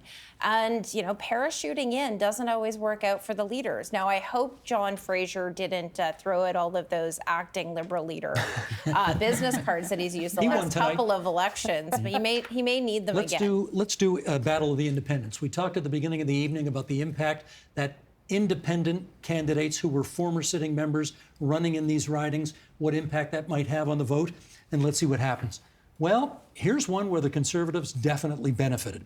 In Algoma, Manitoulin, the Conservatives take a seat that they have not held since the 1970s. This is Algoma, Manitoulin. Michael Mantha, the former New Democrat sitting member, ran as an independent. I think, though, even if you take all 2,363 of his votes and hand them all to the New Democrat, it still wouldn't have been enough to beat the Tory. Deb, it's pretty something close, going though. on in Northern Ontario where Doug Ford suddenly is a viable option in places the Conservatives never were. Yeah, well, we spoke about this a little bit earlier, Steve. I mean, I do believe the threat of Trump tariffs, and I do believe the amount of time, effort, and policies that the Premier has put into Northern Ontario, particularly around Ring of Fire and some of the resource-based communities, is bearing fruit tonight, without a doubt. One of the things that you do not see in the right-hand column of your screen, you see 79 Progressive Conservatives, 25 New Democrats, 14 Liberals, 2 Greens. There's one independent. Yeah. And let's go to that riding now. This is the one Deb Hutton told us to keep an eye on at the beginning of the evening. This is a riding where the independent was the MPP and will be again. Can we bring up Haldimand Norfolk, please? 34. Bobby Ann Brady warned the Progressive Conservatives, don't do this again. Don't make the same dumb mistake by running somebody against me, because I'm just going to smoke them. And she did it again. Bobby Ann Brady wins Haldimand Norfolk going away by almost a 3-to-1 margin. You want to talk about doing your constituency work well. She definitely brought their voice to Queen's Park and was re-elected handily by the people of Haldimand Norfolk. Can we go to another independent race, which was 36 Hamilton Centre? In Hamilton Centre, we wondered about the impact Sarah Jama would have on the outcome. As it turns out, not that much. She comes fourth. She does not prevent the New Democrat, official New Democrat candidate, Raman Lennox, from carrying that riding. Kim, I'm interested in your view on what the loss of Sarah Jama to a particular wing of the New Democratic Party, which really respected her and her views on the Middle East and all of that. What do you think that could do to Marit Stiles' life going forward? Look, Marit, Marit Stiles had a really great night tonight. And let's not take any of that away. Across this province, every day, every community, Marit did what she had to do as leader to bring that trustworthiness and have those conversations. Not to also take anything away from the new MPP-elect for Hamilton Centre. Robin Lennox is an extraordinary candidate, was always a great get for the NDP. She's a healthcare worker, a professor, really well-spoken, really great campaign that they ran there. And I'm very proud of the candidate and the campaign that we ran there. Are there going to be activists in every party that are disappointed tonight? Sure. That is part of the political discourse. But I think Marit did a great job across this province. It's interesting that former MPPs who run as independents, thinking that they can take their name recognition and personal popularity and parlay that into holding on to the seat. Yeah. It didn't work 2.5 years ago in Hamilton East Stony Creek. Nope. Paul Miller came fourth. The burnt orange himself. It didn't work in Algoma, Manitoulin tonight. Michael Mantha came fourth. It didn't work in Hamilton Centre tonight. Sarah Jama came fourth. And Bobby Ann Brady's showing everybody how to do it if you want to be an independent. We got one more independent race. Don Valley North 21. Can we bring that one up, please? Vincent Coe was the former sitting member there. He came third. A better showing there tonight, but Don Valley North, like Don Valley East, like Don Valley West, is in the Liberal column tonight. Dan, I guess that's an indication that if your name is Don and your last name's Valley, you apparently like the Liberals.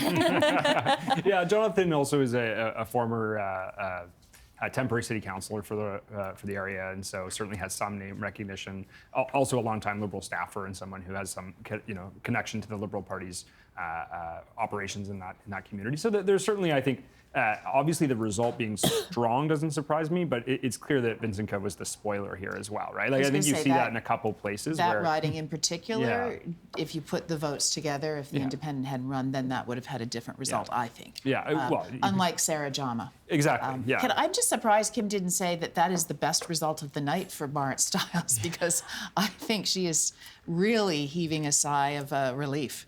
Yeah, I think that there are a lot of really exciting people that won tonight, and there are some people who Kim's just not going to bite. Who didn't win, and well, look, I said it before we went on air to Steve. Kim, I have a question. Hold on 1 second. Let me finish my statement. I just took a breath. I know that's unusual. But look, at the end of the day, well, there are votes I wish go differently in certain ridings. The voters are never wrong. I may not like it on some cases, and I may really like it in others, but the voters get it right. And it's up to all of us watching to be better. It's all about every candidate and campaign to get out there and have those conversations where people are at. And it is a situation where I believe that we really do need to get better at how do we engage. Kim, I take your point, but, and this is where I want the pollster in here. I take your point, but the Progressive Conservatives so far on 90, is Ford speaking now? Soon. Okay, you want to cut to the shot? Let me get this out quickly here. Oh, he's up. He okay. skipped convention again. He's not going to wait for the opposition leader to speak. Here we go. Doug Ford. So much. Together we have made history. Together we have secured a strong, historic third majority mandate. A mandate to protect Ontario from the bottom of my heart. I thank you for being here, for sharing this incredible moment with me. To the thousands of volunteers right across this province who braved the cold, who knocked on over 2 million doors, tonight belongs to you. Thank you. I want to begin by thanking Carla and my daughters for your endless support. I couldn't do this without you. I also want to thank Marit Stiles, Bonnie Crombie, Mike Schreiner, and every single person who put their name on a ballot. We can disagree on policy, but there's no question at all, Each one of them loves our province, and each one of them loves Canada, the greatest country on earth. Democracy only works if people are willing to step up and step forward. Our province is stronger because of your decision to do so, so I want to thank all the candidates. During my time in office, I hope I've proven I will work with anyone, I will work with everyone to get things done. Now, as we stare down the threat of Donald Trump's tariffs, I will continue to do just that.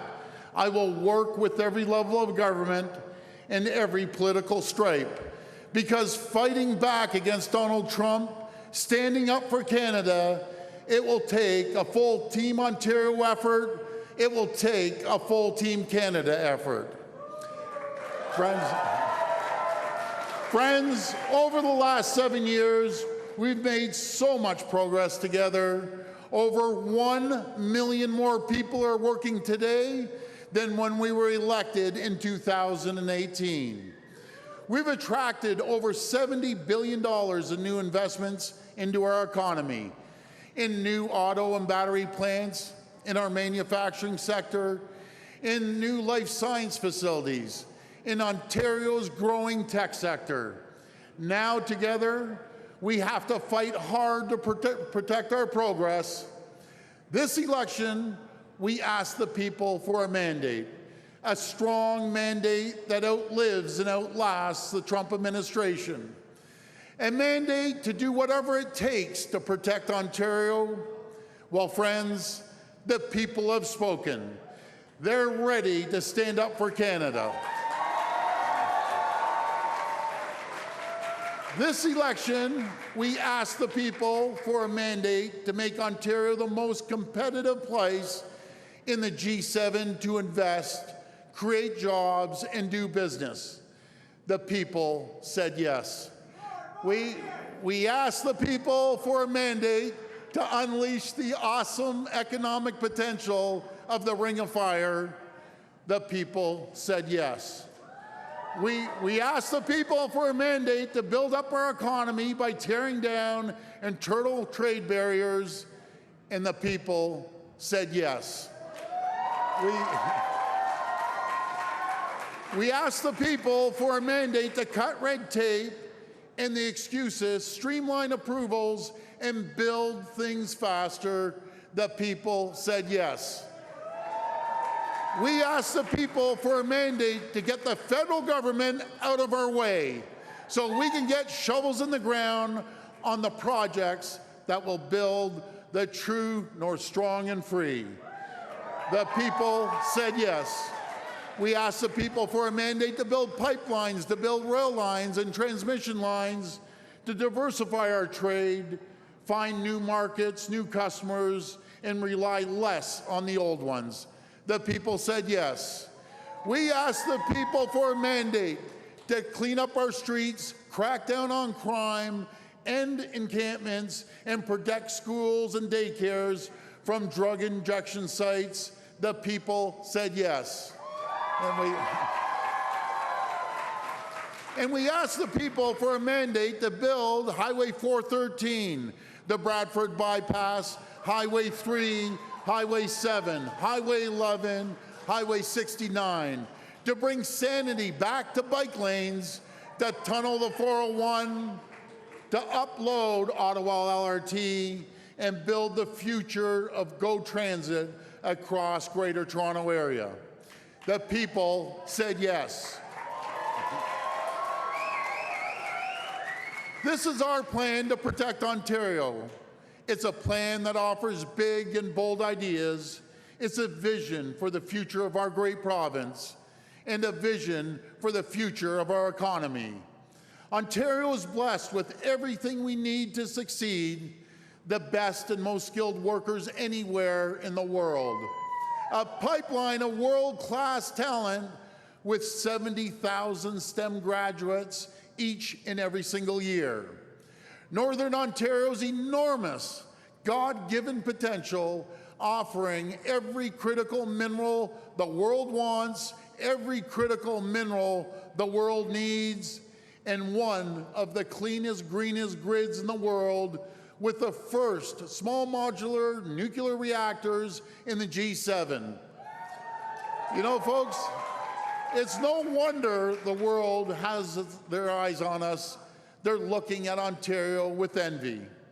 Now, it's up to us to unlock our potential, roll up our sleeves to get to work. We'll retrain workers for better jobs and bigger paychecks. We'll retool companies for new customers and new markets. We'll reshore supply chains to bring good jobs back home. We'll rebuild roads and highways to keep people working and keep our economy competitive. Friends, this election, we promise to do whatever it takes to protect Ontario. And I'm so proud of the support we received. Together, we made more inroads into new communities, with more people seeing themselves reflected in our party, in our priorities. A record number of unions, including first-time supporters like our great firefighters, our great police, uniform locals, hospitality workers, and more trade unions, mayors from every region of Ontario, and everyday hardworking people in Thunder Bay, Timmins, and Sault Ste. Marie, in Eastern Ontario, Hamilton and Windsor, in Brampton and Mississauga. Your support is truly humbling. I will never, ever take it for granted.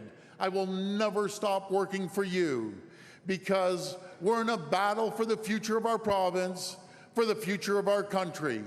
I promise you this, I will wake up every day and I will fight like I've never fought before. I will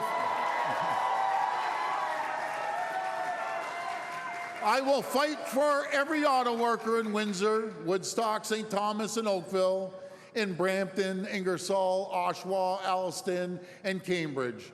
I will fight for every miner in Timmins, Thunder Bay, and Sudbury. I will fight for every steelmaker in Sault Ste. Marie, Nanticoke, and Hamilton. I will fight for every worker on the factory floor, every student starting their career, and every senior starting their retirement. I will fight for First Nations communities, for newcomers, for everyone in Ontario looking to get ahead. I will fight for you. This election was about who we are, about the future we choose for ourselves. Donald Trump thinks he can break us. He thinks he can divide and conquer, pit region against region. Donald Trump doesn't know what we know. He is underestimating us. He is underestimating the resilience of the Canadian people, the Canadian spirit. Make no mistake, Canada won't start a fight with the U.S., but you better believe we're ready to win one.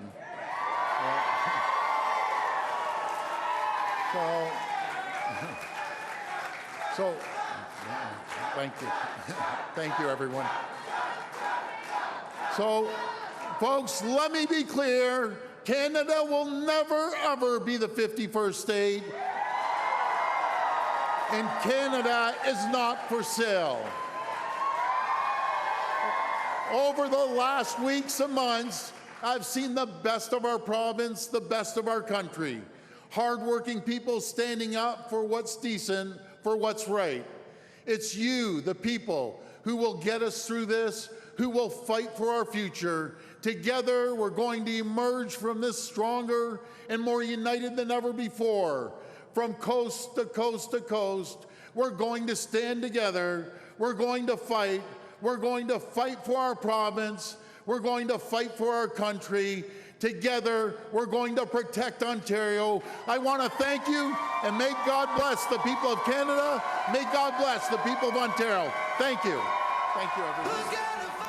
There's Doug Ford, winning personal re-election in the riding of Etobicoke North, becoming the first premier in 66 years to win back-to-back to back majority governments. And Ford will add to the trick this year by becoming the first premier ever in 150, where are we now? 157 years? 158 years. 158 years to increase his seat count 3 straight majorities in a row. They came in with 79 seats. They're at 81 right now.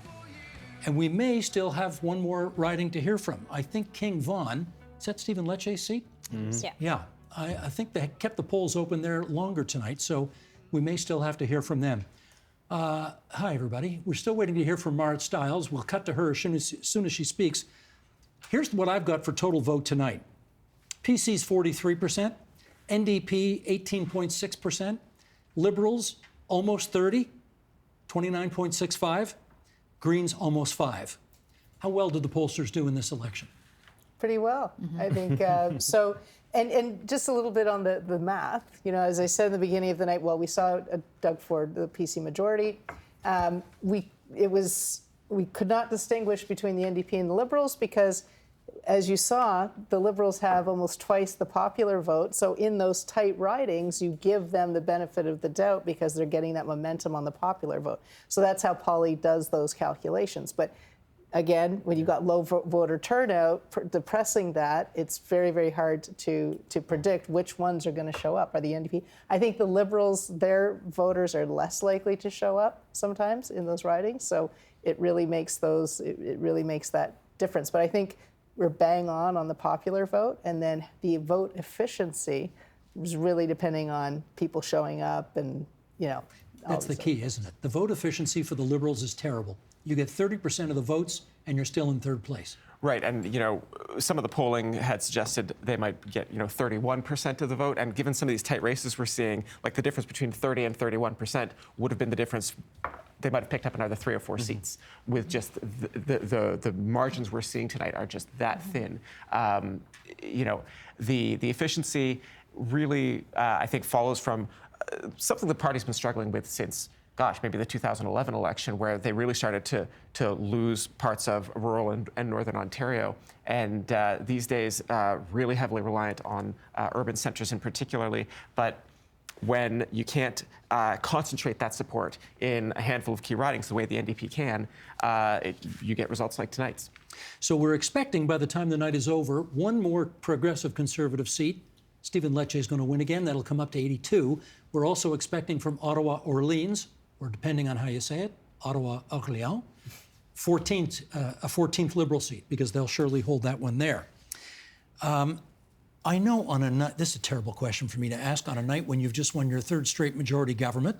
However, you know, I listen to the Curse of Politics all the time. You guys were on every day during the writ period, and I heard 4 people predicting 90-plus seats for the Conservatives and total vote numbers up around 47, 48%, and they're not there. No. Are you a little bit disappointed? No, I'm not at all. I mean, this is a solid majority.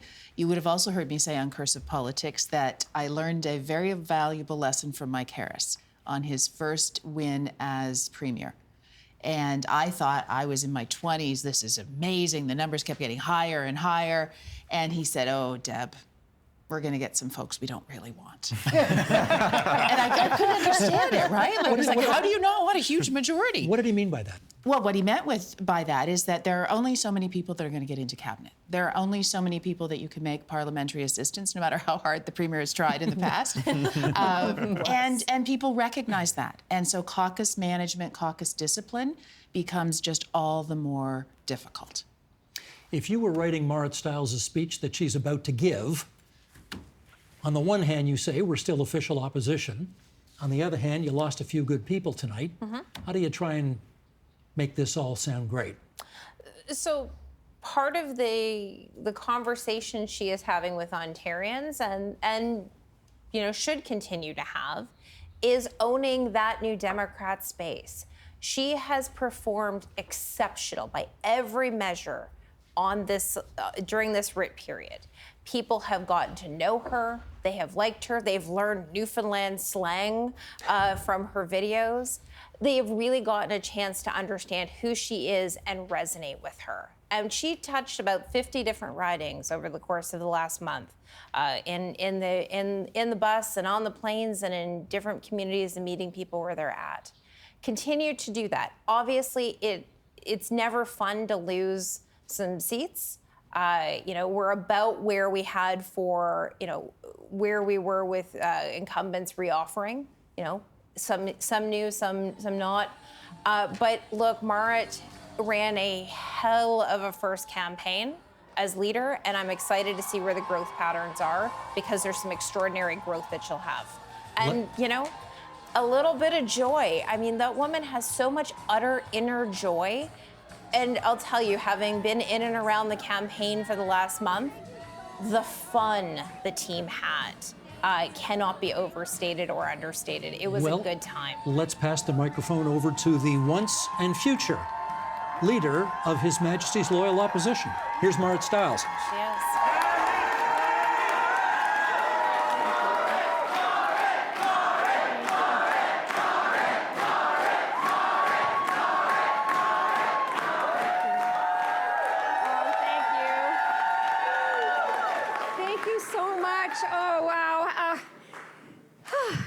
Hello everyone, bonjour tout le monde. My name is Marit Stiles. Look, we set out in this election to form a government on your side. Now, the results aren't everything that we hoped for, but the people of Ontario made their choice. They've re-elected the government, hoping it will help protect them from Donald Trump and his tariffs. And they've entrusted me and my team to do a different, but also very important job.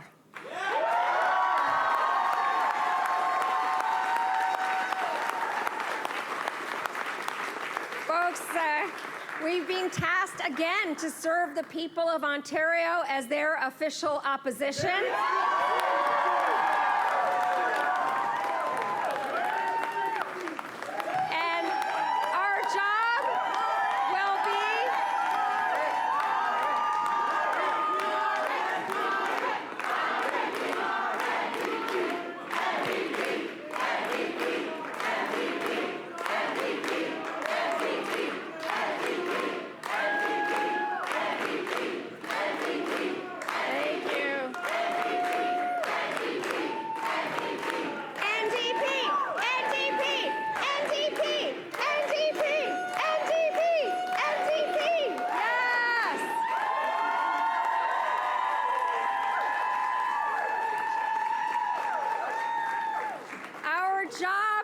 To hold this government to account.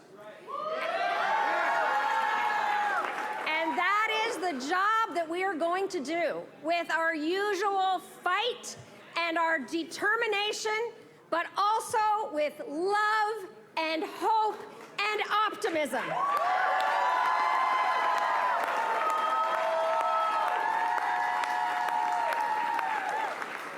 And you know what?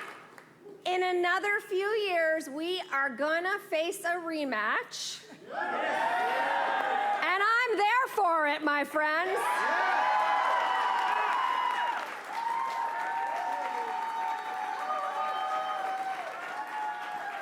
Now listen, I want you to know that I'm congratulating tonight Premier Ford on his victory. And I really do want to offer him any possible help that we can provide in the face of the threat of Donald Trump. The threat is real. And I deeply believe that we can overcome it with a strong Team Ontario and a strong Team Canada approach. So, my message to the people of Ontario is, in the face of Trump, we will stand together, and we, the Ontario NDP, will stand up for the people.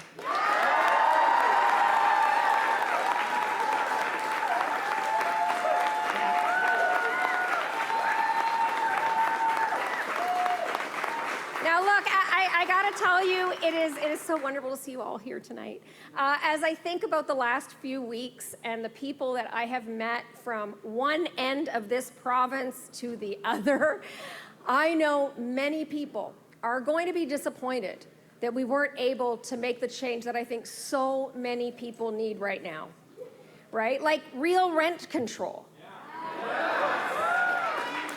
And protection from the rising cost of food and everything. Like a stronger public health care system. And a stronger, better school system to support all our kids. Right? And I heard from a lot of working people out there who want a government that respects them. Whether they teach our children, drive a bus, care for our sick or our elderly, grow our food, or make the products that drive our economy.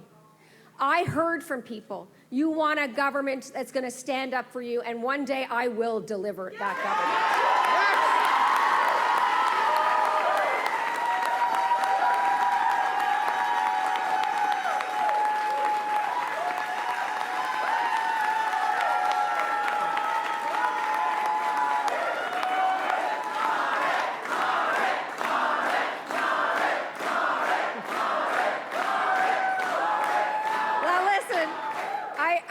As well, I heard from a lot of people out there on the road that want us to bring back some integrity to government and to stop the wasteful government scandals, and you can count on us to continue to hold the government to account every single day.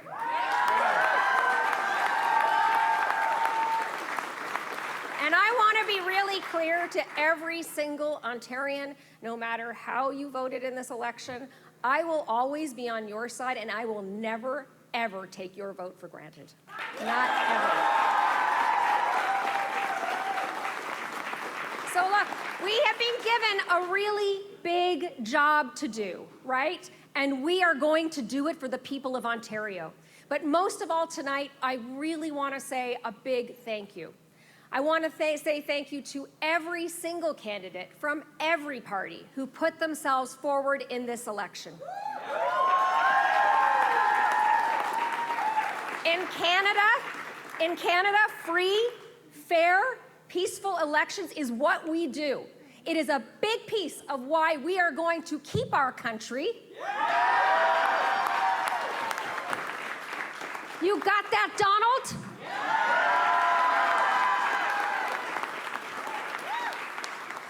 But look, I want to say thank you in particular to all the candidates in my party, in our party, who stepped up, who stepped forward to run. You know, I feel our wins. I feel our wins, but I feel our losses too, right? And I thank you from the bottom of my heart. Thank you as well to all the volunteers.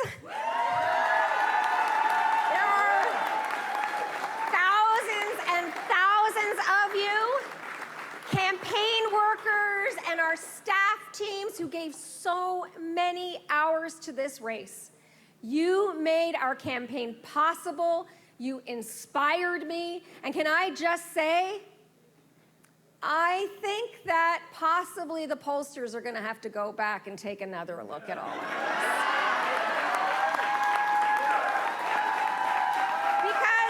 Because if there's one thing we know, it's that New Democrats, our volunteers, the people who want the kind of change we're offering, they show up every time.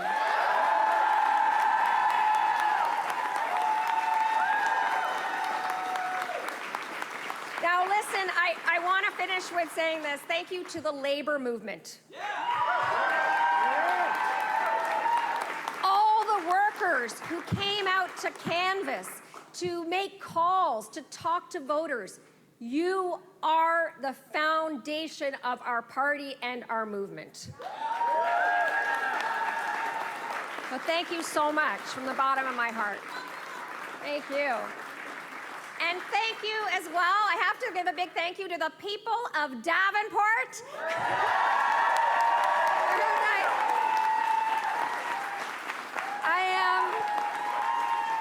Thank you so much. I am so honored by your vote. It has been a privilege and continues to be a privilege to represent you every single day. And of course, my family.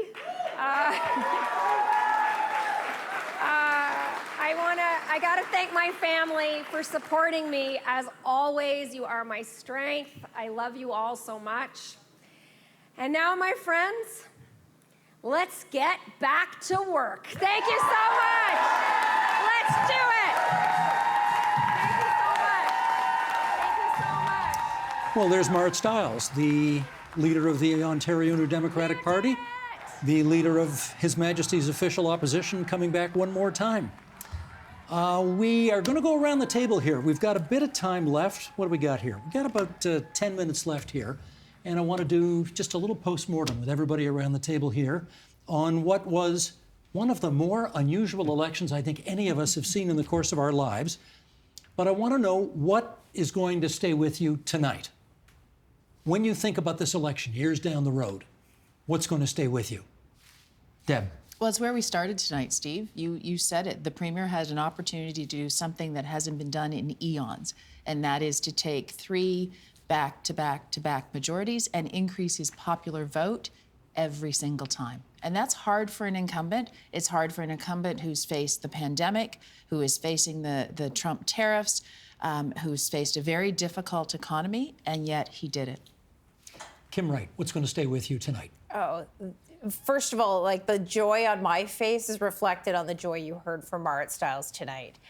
Are there always things in every election campaign you want to, get a couple of them back and do a couple of things differently? For sure. But I have worked in politics. My first campaign was 1990.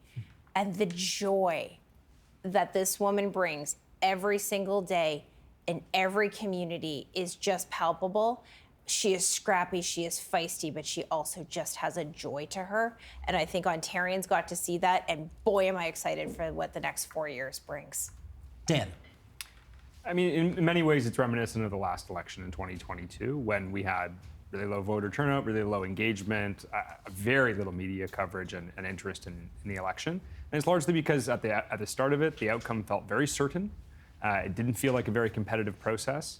And voters just weren't longing for change, right? And so I think we end up in a situation where when you have that kind of incumbent advantage on the part of the Premier, and the outcome feels certain every step of the way, it's kind of hard for people to feel that their vote's going to really make a difference. And I think that's why we're seeing such low voter turnout once again. You want an intervention there? I did, and I know you're trying to go around the horn, but there actually was a huge appetite for change. I mean, you'll be able to tell us exactly what it was, but there was a huge appetite for change. It wasn't translating, though, into getting rid of the Premier. Another really, I think, odd point on this election campaign, because when you did the numbers, people said, yes, time for a change.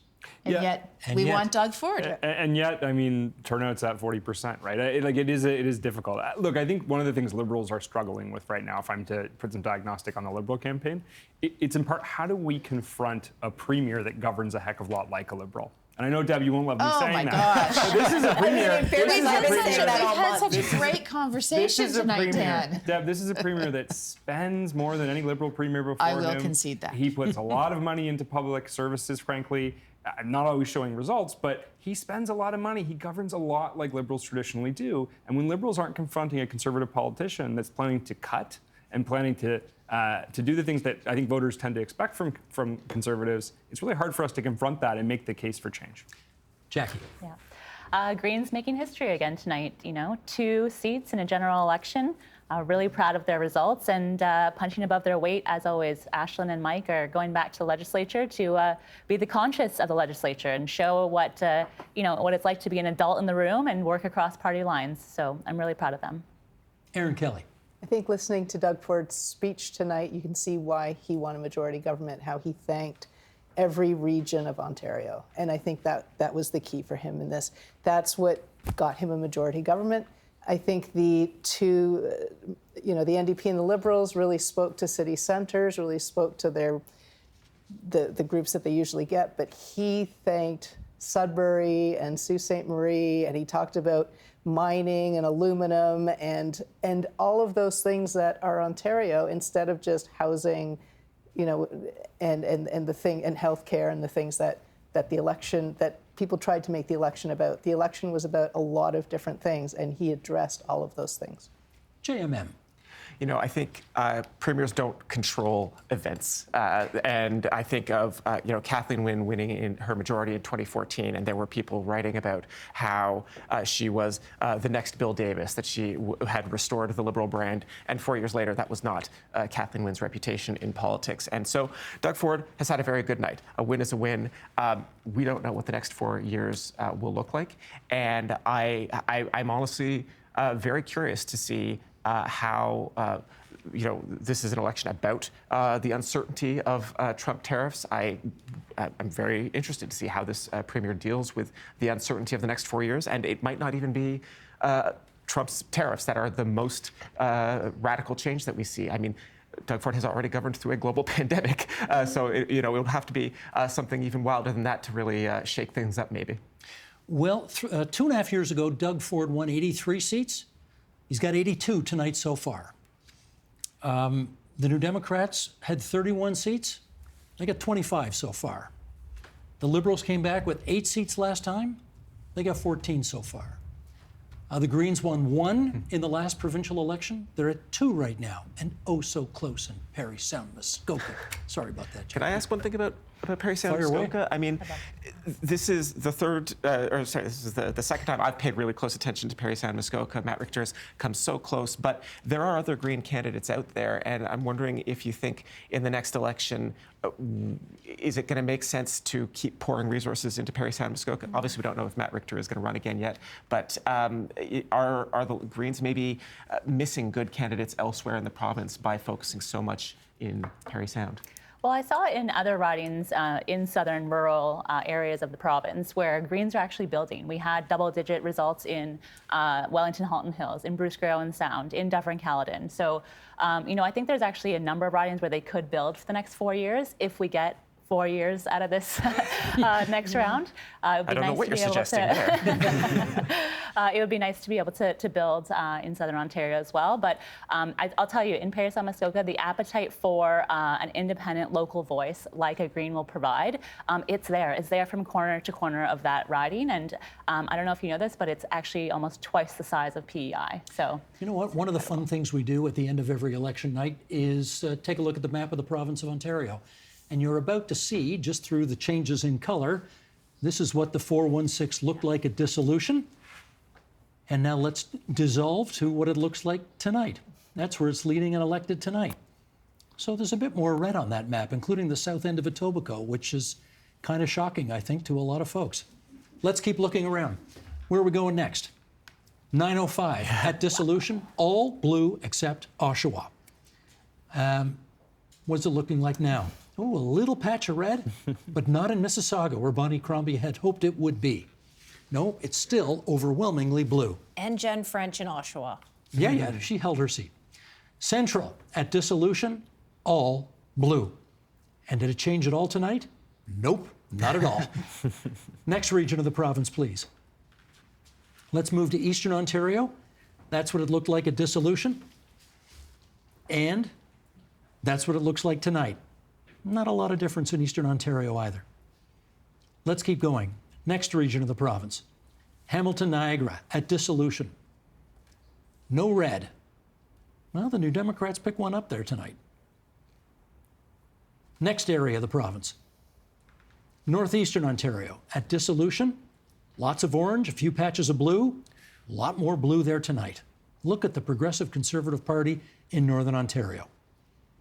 Northwestern Ontario at dissolution. Again, no red. Orange and blue. And how about tonight? No change. Stays the same. And Southwestern Ontario at dissolution. There's those 2 green seats in the top right-hand corner. No red there. Still no red. And how about tonight? Not much changes. Doug Ford had spent a lot of time in Windsor, started and ended the campaign in Windsor, and really thought there was a possibility of picking up some Windsor seats. Didn't happen this time. Okay, well, I think that's it. I think we got to go. So let me do some thank yous here, okay? We want to thank all of our guests who have stayed here really late tonight. Thank you for your insight. Thank you for mostly civilized discussion here this evening. Got a little intense at times, but it was great to have you all here. Thank you so much for doing it. JMM, some sugar, baby. We got to do this again tomorrow, eh? Yes, absolutely. You and I are bright doing and an early. on-poly podcast bright and early tomorrow. Okay, we'll do that. Nam and Jeyan, thanks for helping set up the conversation as well. Some thank yous to all the people who work behind the scenes here. Stacey Dunseith, Hillary Clark, Colin Ellis. Thanks a lot, guys. Our team of terrific producers, Britt the Dreamweaver, Maya Abramson, Mike Attenborough, Preeti Bhuyan, Eric Bombacino, Carla Lucchetta, Sarah Sweet, and Constantila Varlakostas, who we call Constant Craving for obvious reasons.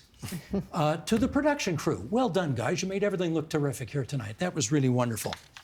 Okay, a couple of final comments. Strange election tonight, eh? Worst turnout ever. Not great. First time, however, that the NDP has come second 3 times in a row. That's never happened before. First time ever the Liberals have come third 3 times in a row. That's never happened before. First time in 66 years that a Premier of Ontario wins 3 majority governments in a row. Leslie Frost, the Silver Fox, was the last guy to do it in 51, 55, and 59. This may have been, as Dan called it, a Seinfeld election where nothing happened, but I'll tell you what, in some ways it was also one for the history books. So we put that on the record as well. Most of all, our thanks to you for sticking with us tonight. We have really enjoyed bringing you this coverage of Ontario's general election, the 44th general election in the history of the province of Ontario. We urge you to stick with us again tomorrow night. John Michael McGrath and I are going to do something completely different. We've assumed that you've heard a lot of analysis tonight. We're going to spend some time tomorrow night answering all of the questions that you've had about what's gone on over the past month or so. Some really great questions, and we'll fill in the blanks. Is that it for us? I think so. That's it for us. With almost no voice left, let me just say, I'm Steve Paikin from Midtown Toronto. Thank you and good night. There we go, guys. Well done.